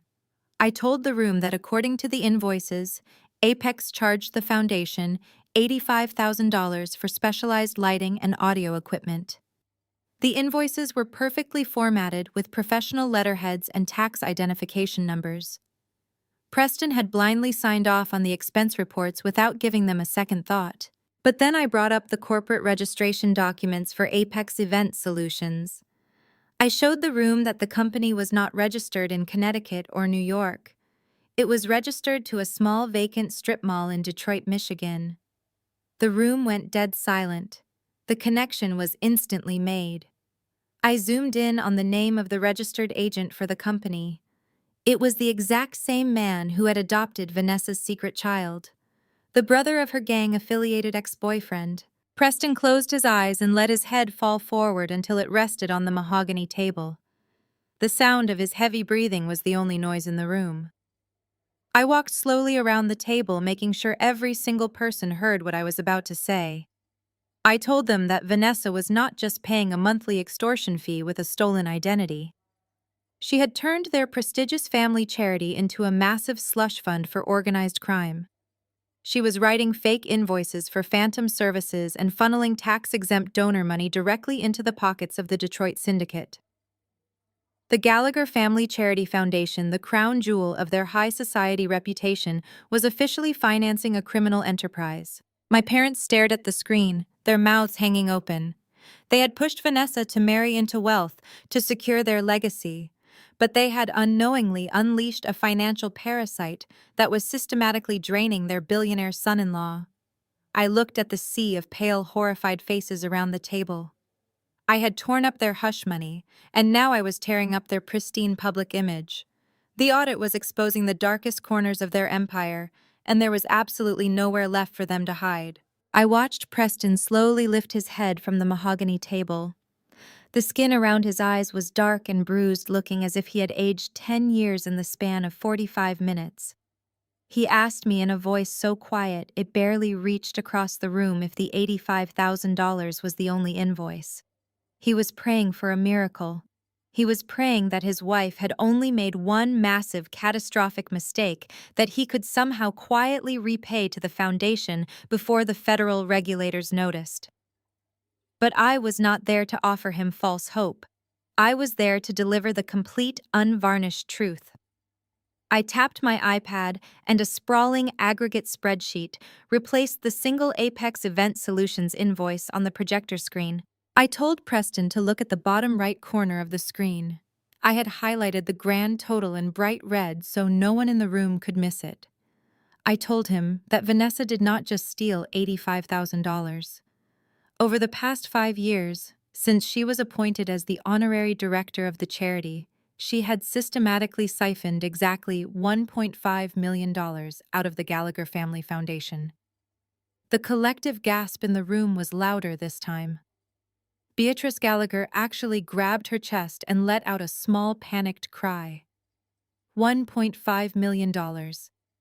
It was a staggering amount of money to steal completely undetected under the guise of philanthropy. I explained exactly how Vanessa had managed to move that much capital without triggering the internal audit alarms of the Gallagher estate.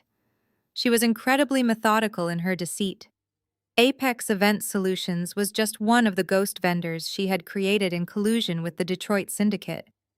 I scrolled down the spreadsheet revealing dozens of fake companies and shell corporations. There was a ghost consulting firm that supposedly provided mental health services and counseling for at-risk youth in the greater New Haven area. Vanessa had billed the charity over $200,000 for workshops and seminars that never actually happened. She created fake attendance records and forged signatures of non-existent counselors. There was also a phantom scholarship fund that she claimed was sending inner-city kids to private preparatory schools. I showed the room how she had drafted fake acceptance letters and forged tuition invoices funneling hundreds of thousands of dollars directly into offshore accounts managed by the street gang. She knew exactly which budget lines the board of directors routinely ignored. She knew they loved the idea of funding scholarships because it made for great press releases, so she exploited their vanity to hide her massive theft. I walked closer to where Vanessa was sitting. She was completely broken, staring blankly at the table while her carefully constructed empire collapsed around her. I asked her if she remembered the charity gala she hosted last spring. The theme was building a better future for the forgotten children. She had worn a custom silk gown that cost $30,000 and stood on a stage giving a tearful, impassioned speech about the importance of giving back to the community. I told the silent, horrified room that while she was wiping fake tears from her eyes and accepting applause from the governor of Connecticut, she was actively wiring $250,000 from the charity account to cover illegal gambling debts for the biological father of her secret child. She was literally stealing money from real, struggling children to finance a criminal organization and fund her own luxury lifestyle. The absolute hypocrisy of it was sickening. She had spent her entire life looking down on people who actually worked for a living, pretending she was superior because she married into old money. But in reality, she was nothing more than a high-class thief draining a charity to pay off thugs. Preston pushed his chair back and stood up, but his legs were shaking so badly, he had to lean his heavy frame against the table for support.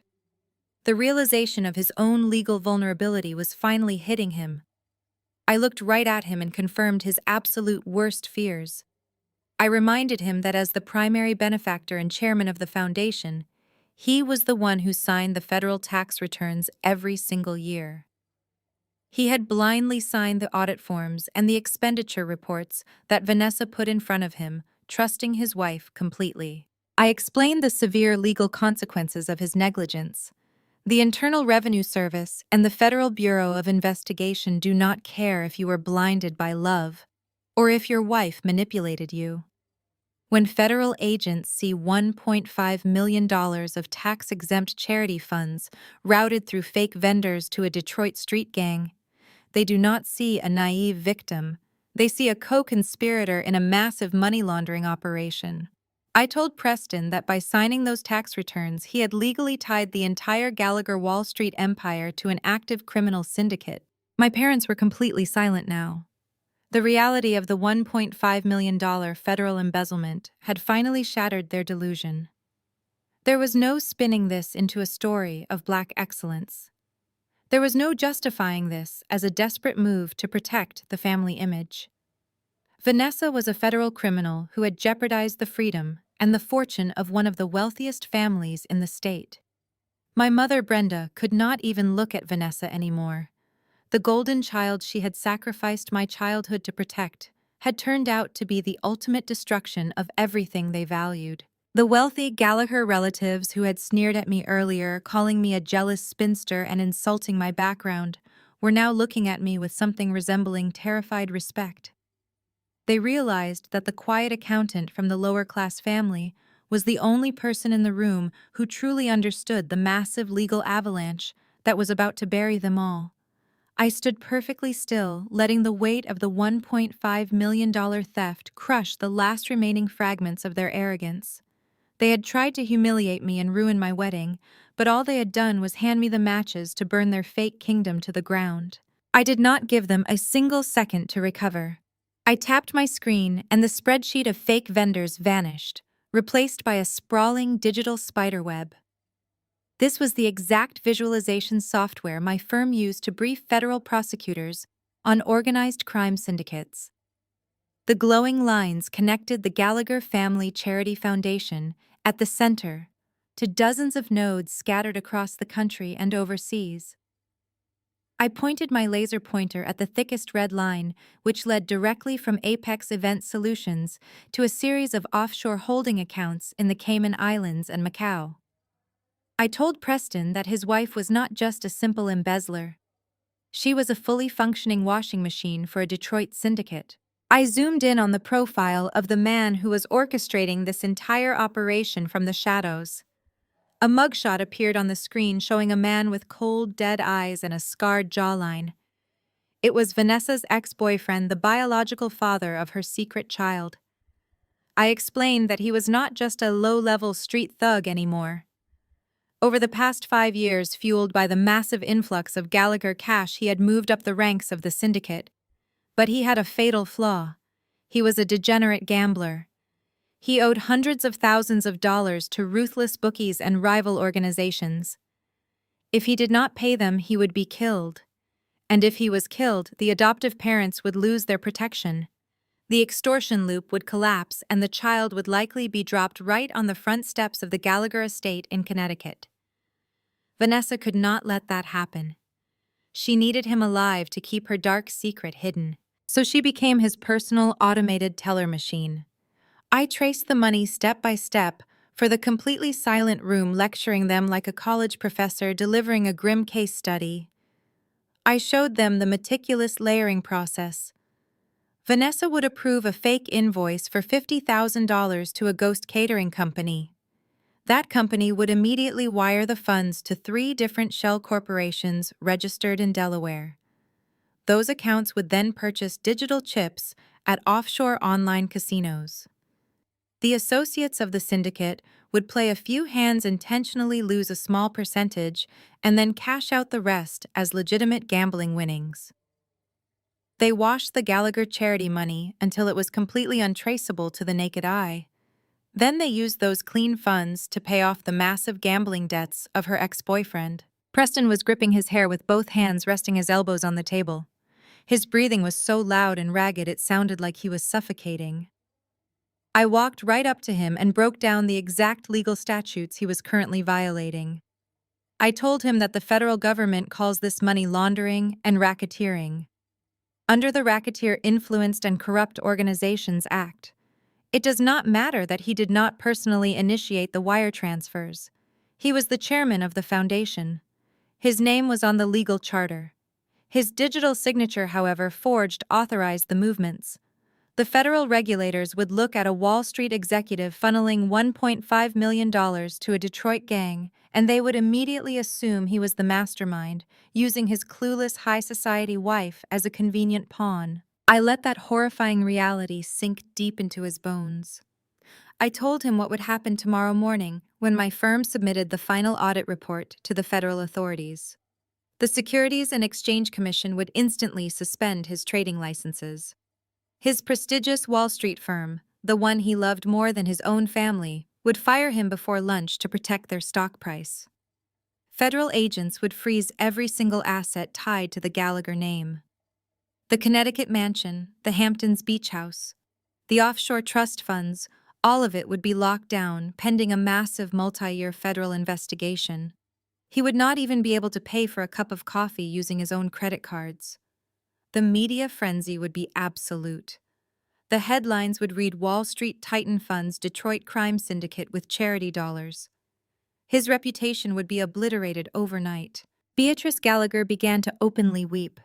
The matriarch of the elite Gallagher family, the woman who had spent the entire evening looking down her nose at my parents, was now crying like a frightened child. She looked at Vanessa and screamed that she was a demon. She screamed that Vanessa had destroyed centuries of Gallagher legacy in just 5 years. Vanessa curled into a tight ball in her chair, wrapping her arms around her knees, entirely broken. She had tried to buy her way into a fairy tale, but she had turned it into a federal nightmare. My parents were completely frozen. My mother Brenda, who had just begged me to take $1 million bribe to cover this up, finally understood the magnitude of the radioactive wasteland she was standing in. She realized that $1 million was absolutely nothing compared to the billion-dollar federal storm that was about to hit. There was no amount of fake crying or emotional manipulation that could save them from the Federal Bureau of Investigation. They had pushed and prodded Vanessa to hide her mistakes, but in doing so they had inadvertently built a massive criminal enterprise right inside the house of their billionaire son-in-law. Xavier stood next to me, looking at the destroyed Gallagher family with absolute clinical detachment. He had spent his career in corporate law, and he knew exactly how ruthless the justice system was to people caught in the crosshairs of a federal investigation. He leaned over the table and told Preston that tearing up the check was the best thing I could have ever done for him. If I had taken that money and signed that non-disclosure agreement, we would have both been indicted as co-conspirators. Xavier said we were completely legally insulated because we were the whistleblowers. But Preston, Vanessa, and my parents were standing right at ground zero. I looked around the room at the devastation I had caused.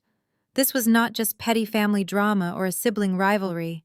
This was an absolute financial and legal execution. I had meticulously dismantled every single lie, every fake narrative, and every stolen dollar. The golden child who could do no wrong was now a confirmed money launderer. The Wall Street billionaire who thought he was untouchable was facing complete ruin. And the parents who had sacrificed my childhood on the altar of status were about to watch their entire world burn to ash. Preston Gallagher did not stay paralyzed for long. The survival instincts that made him a ruthless Wall Street executive finally kicked in, overriding the shock of his wife's betrayal. He stood up so fast his heavy wooden chair crashed backwards onto the polished hardwood floor. He ignored the terrified gasps of his mother and the pathetic sobbing of Vanessa. He reached into his jacket pocket and pulled out his phone, bypassing his regular corporate attorneys and dialing the direct emergency line for the senior managing partner of his personal legal defense team. His voice was no longer a hollow whisper. It was sharp, cold, and completely devoid of any emotion. He barked orders into the phone as he paced the length of the mahogany table. He told his lawyers that he had been the victim of massive financial fraud, perpetrated by his own wife. He instructed them to immediately contact the federal banking regulators and self-report the compromised charity foundation before the government issued their own subpoenas. Preston did not stop there. He told his legal team to freeze every single joint bank account immediately. He ordered them to cancel Vanessa's black cards, her private travel accounts, and her access to the Connecticut estate. He was methodically stripping away the billionaire lifestyle she had stolen from me to acquire. Vanessa scrambled up from her chair and lunged toward him, grabbing the sleeve of his tailored suit. She begged him to stop crying, that she would pay it all back, and that she would do anything to make it right. Preston looked down at her hands on his jacket with absolute revulsion. He yanked his arm away so forcefully that Vanessa stumbled backward and collapsed onto the floor. He looked down at her and told the lawyer on the phone to begin drafting divorce papers citing gross financial misconduct and fraud. He said he wanted her completely excised from the Gallagher family trust before midnight. My mother, Brenda, could not stand watching her golden child completely discarded on the floor of a Michelin-starred restaurant. She rushed over and knelt beside Vanessa, wrapping her arms around her weeping daughter. Brenda looked up at Preston and begged him to have some mercy. She said Vanessa was his wife and he had promised to protect her. Preston let out a laugh that was so cold it made the hairs on my arms stand up. He pointed his phone at my mother and told her that if she or my father ever set foot on Gallagher property again, he would have them arrested for trespassing. He told Brenda that she was an accomplice to a federal crime and she should be calling a criminal defense attorney instead of begging for his mercy. My father, Derek, remained frozen in his seat, staring blankly at the wall. Finally understanding that the high society life he had bragged about to all his friends was officially dead. Just as Preston ended the call, the heavy double doors of the private dining room swung open. Everyone turned, expecting to see the restaurant manager or the waitstaff coming to complain about the shouting. But it was not the restaurant staff. 3 men and 2 women walked into the room. They were wearing dark suits, but over their suits, they wore navy blue windbreakers with 3 large yellow letters printed across the back. The letters FBI stood out in stark contrast to the crystal chandeliers and the expensive artwork on the walls. The entire room stopped breathing. The ambient noise of the restaurant outside seemed to vanish completely.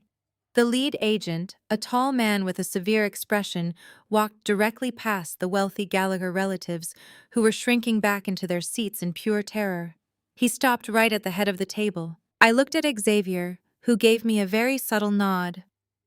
Earlier that afternoon, before we even arrived at the rehearsal dinner, Xavier had made a phone call to a contact he had inside the Financial Crimes Division of the Federal Bureau of Investigation.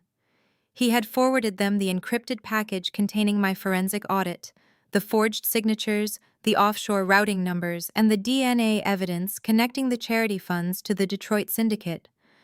Xavier knew that if we confronted Preston privately, he might try to use his immense wealth to sweep the entire thing under the rug and protect the Gallagher name. Xavier wanted to make sure that was absolutely impossible.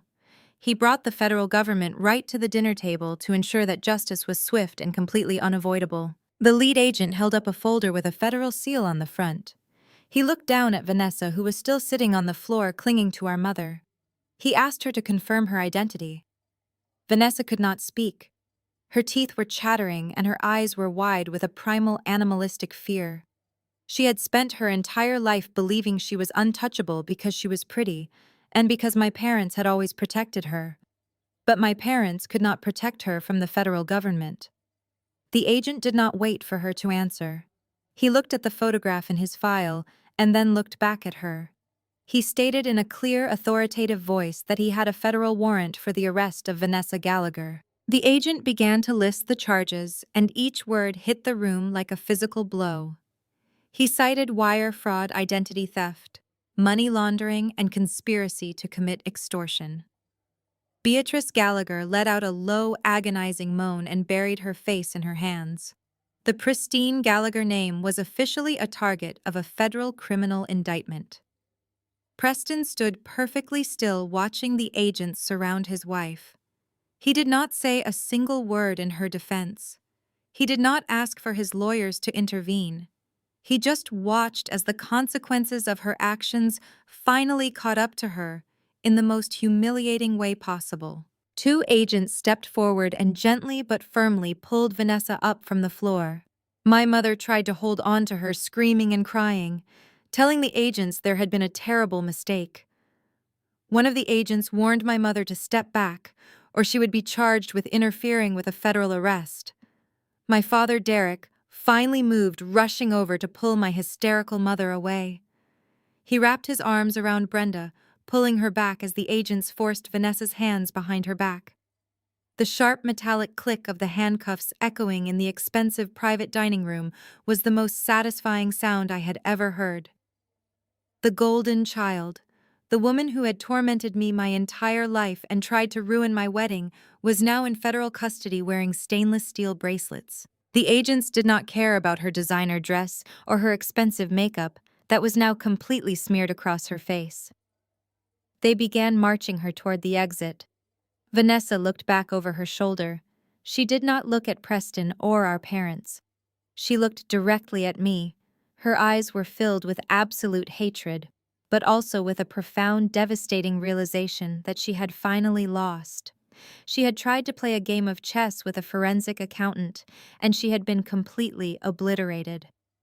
As the heavy oak doors closed behind the federal agents, taking my sister away, the silence in the room was absolute. The reign of the golden child was officially over, and the cleanup had just begun. The heavy oak doors clicked shut, and the silence that followed was suffocating. For a long moment, nobody in the private dining room moved a single muscle. It was as if the federal agents had sucked all the oxygen out of the room when they dragged my sister away. Then the reality of the situation finally crashed down on my parents. They had just watched their entire life's work.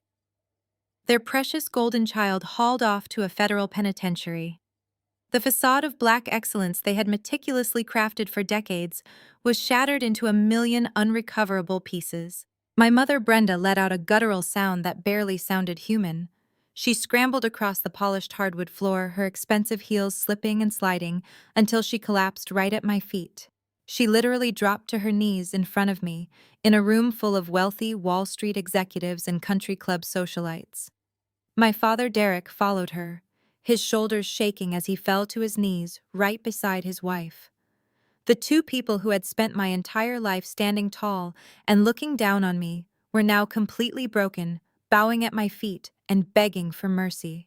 Brenda grabbed the hem of my dress, her hands slick with sweat and shaking violently. She looked up at me with tears streaming down her ruined face and begged me to call the FBI agents back. She pleaded with me to tell them it was all a big misunderstanding. She told me to drop the charges. She said I was her daughter, and blood was supposed to be thicker than water. She begged me to save Vanessa from going to prison, telling me that Vanessa would never survive in a place like that. She promised that if I just made this go away, they would finally treat me like the daughter I always deserved to be. I looked down at my parents and I felt absolutely nothing. There was no sadness. There was no pity. There was not even anger anymore. I just felt an overwhelming sense of profound emptiness when I looked at them. I calmly reached down and pulled the fabric of my dress out of my mother's frantic grip. I took a step back, putting physical distance between myself and their toxic desperation. I told my mother that her request was fundamentally absurd. I explained to her using the slow, clear voice you would use to speak to a toddler that you cannot simply drop federal charges. I told her this was not a minor civil dispute or a parking ticket. This was the Federal Bureau of Investigation. Vanessa had committed wire fraud, identity theft, and money laundering. She had siphoned $1.5 million from a tax-exempt charity to fund an organized crime syndicate. The federal government does not care about family loyalty, and they certainly do not care about her fake tears. The federal government only cares about the paper trail, and Vanessa had left a trail a mile wide. My father looked up at me, his eyes red and swollen. He begged me to use my connections at the forensic accounting firm to manipulate the audit data. He actually asked me to commit a felony to cover up my sister's felonies. He said there had to be a way to alter the digital signatures or delete the offshore routing numbers. He told me I was smart enough to figure it out. He was still trying to use my intelligence, the very intelligence he had mocked and ignored my entire life to save his golden child. I looked right into my father's eyes and told him he was absolutely pathetic. I told him that for 31 years he had treated me like I was completely invisible. He had allowed Vanessa to steal my identity and ruin my credit. He had willingly handed an innocent baby to criminals just to keep up appearances. He had sat at this very table just an hour ago and demanded that I go to prison to protect his billionaire son-in-law. And now, after all of that, he wanted me to risk my career and my freedom to save the daughter who had caused all this destruction. I told my father the answer was no. I told him the audit was already filed securely on the federal servers, and there was absolutely no turning back. They had dug their own grave, and now they had to lie in it.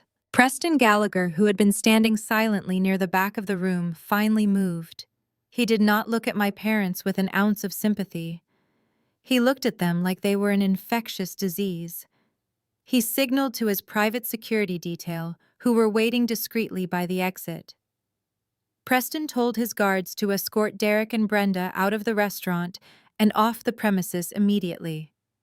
He stated loudly that he was severing all ties with their family. He told my parents that his legal team would be serving them with civil lawsuits by tomorrow morning to recoup the stolen charity funds. He said he would take their house, their retirement accounts, and every single penny they had ever saved to cover the damages Vanessa had caused to the Gallagher estate. My mother wailed, throwing her hands up in the air as the large security guards grabbed her by the arms and hauled her up from the floor. My father did not even try to fight back. He let the guards pull him to his feet, his head hanging heavy on his chest. They had lost absolutely everything in the span of a single evening. They had no money left. They had no social standing. Their golden child was in a holding cell, and their billionaire son-in-law was about to sue them into complete oblivion. They were being physically dragged out of the Michelin-starred restaurant that they had walked into feeling like absolute royalty. As the guards pulled them toward the door, my mother screamed my name one last time. She called me a monster. She said I had destroyed my own family and that I would burn in hell for what I had done tonight. I did not flinch. I just stood there and watched them get dragged away. Xavier walked up behind me and gently placed his hand on the small of my back. He leaned in close and whispered that we did not have to stay here for another second. I nodded. I looked around the completely silent dining room at the horrified Gallagher relatives who were still sitting frozen in their chairs. I did not say goodbye to any of them. I just turned my back on the wreckage of my toxic family, linked my arm through Xavier's, and walked out the door, leaving the nightmare behind me, forever. The cool night air hit my face the second Xavier and I pushed through the heavy glass doors of the restaurant and stepped out onto the Manhattan sidewalk. For the first time in 31 years, I took a breath that did not feel heavy with the weight of my parents' expectations or my sister's lies. Xavier held my hand tightly as we walked toward our waiting car. My phone buzzed in my purse a few times, probably frantic texts from relatives who had just witnessed the absolute destruction of the Gallagher family dinner, but I did not even bother to look. I simply reached into my bag, powered the phone down, and let the quiet embrace of the city wash over us. The storm was finally over. The week that followed was completely surreal. Usually, the final 7 days before a wedding are filled with chaotic phone calls, last-minute seating chart changes, and escalating family drama. But my phone was completely silent. There were no passive-aggressive voicemails from my mother Brenda complaining about the floral arrangements. There were no demanding text messages from my father Derek dictating who I needed to impress. And there was no Vanessa trying to steal the spotlight. The toxic noise that had scored the background of my entire life was permanently muted. The federal news cycle handled the rest. By Wednesday morning, the arrest of Vanessa Gallagher and the subsequent federal raid on the Charity Foundation offices were front-page news. Preston was fighting for his corporate life just like I told him he would be. I did not feel an ounce of guilt. I just felt completely free. When Saturday finally arrived, the sun was shining brightly over the botanical garden where Xavier and I had chosen to say our vows. I stood in the bridal suite looking at myself in the full-length mirror. I was not wearing a dress my mother picked out to impress her friends. I was wearing a simple, elegant gown that I chose for myself. There were no biological family members buzzing around the room, making me feel small or inadequate. Instead, the room was filled with women who had actually earned the right to be there. My college roommate, who had shared late-night study sessions with me when I was struggling to pay for textbooks. My senior partner at the accounting firm, who had mentored me and taught me how to trace digital money.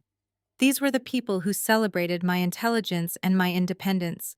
When it was time for the ceremony, I did not have my father walk me down the aisle.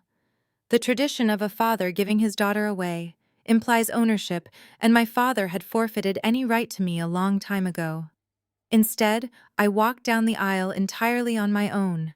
I walked with my head held high, stepping to the rhythm of a string quartet, playing a soft contemporary melody. Every step I took on the grass felt like a reclamation of my own identity. I looked at the chairs lining the aisle. My parents' seats in the front row were completely empty, but the spaces were not vacant. They were filled with the warm, smiling faces of my chosen family. Xavier's friends, colleagues, and the few relatives of his who had reached out to apologize for their behavior at the rehearsal dinner. They had chosen to distance themselves from Preston's sinking ship and align themselves with the truth. Xavier was waiting for me at the altar, looking incredibly handsome in a classic black tuxedo. When I took his hands, I did not feel the anxiety of trying to fit into a mold. I just felt safe. We exchanged our vows under an arch of white roses, promising to protect each other, to respect each other, and to build a foundation entirely based on honesty. There were no secrets waiting to tear us apart. There was only the beautiful, quiet certainty of our shared reality. The reception was an absolute celebration of survival and love. There was no stiff formal posturing. There was just loud music, incredible food, and genuine laughter echoing through the garden. As the evening began to wind down and the waiters poured the champagne for the speeches, I decided to stand up. The clinking of glasses faded as I picked up a microphone and looked out at the sea of people who had chosen to be there for us. I took a deep breath and looked at Xavier, who gave me an encouraging smile. I told our guests that a lot of people had noticed the empty seats in the front row. I told them that society constantly pushes the narrative that family is everything, and that blood is thicker than water. We are conditioned to believe that we must endlessly forgive the people who share our DNA, no matter how deeply they cut us or how relentlessly they exploit us. We are told to keep the peace and accept the abuse just to maintain the illusion of a happy family portrait. I looked out at the audience and my voice grew stronger. I said that I had spent 3 decades playing the role of the scapegoat. I was the dumping ground for my parents' insecurities and the human shield for my sister's crimes. But I finally learned the hardest and most important lesson of my life. Blood does not make a family. Blood is just a biological coincidence. True family is defined by the people who stand in front of you when the truth comes out and choose to stay. True family is the people who respect your boundaries, celebrate your victories, and never ask you to shrink yourself to make them feel comfortable. I raised my champagne glass high into the air. I told everyone listening that it is absolutely okay to walk away from toxic people, even if you have known them your entire life. It is okay to stop setting yourself on fire just to keep your abusers warm. The title of Black Sheep is not a punishment, it is a badge of honor.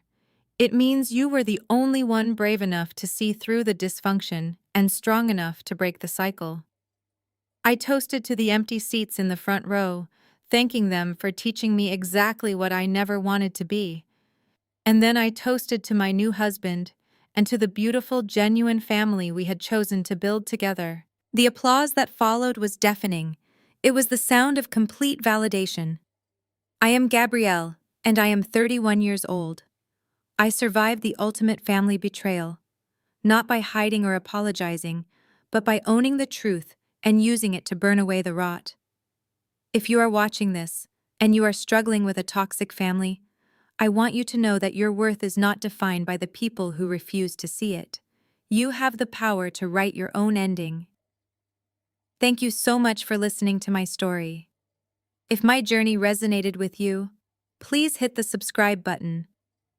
Leave a comment below and share this video with anyone who needs the courage to walk away from the toxicity in their own lives.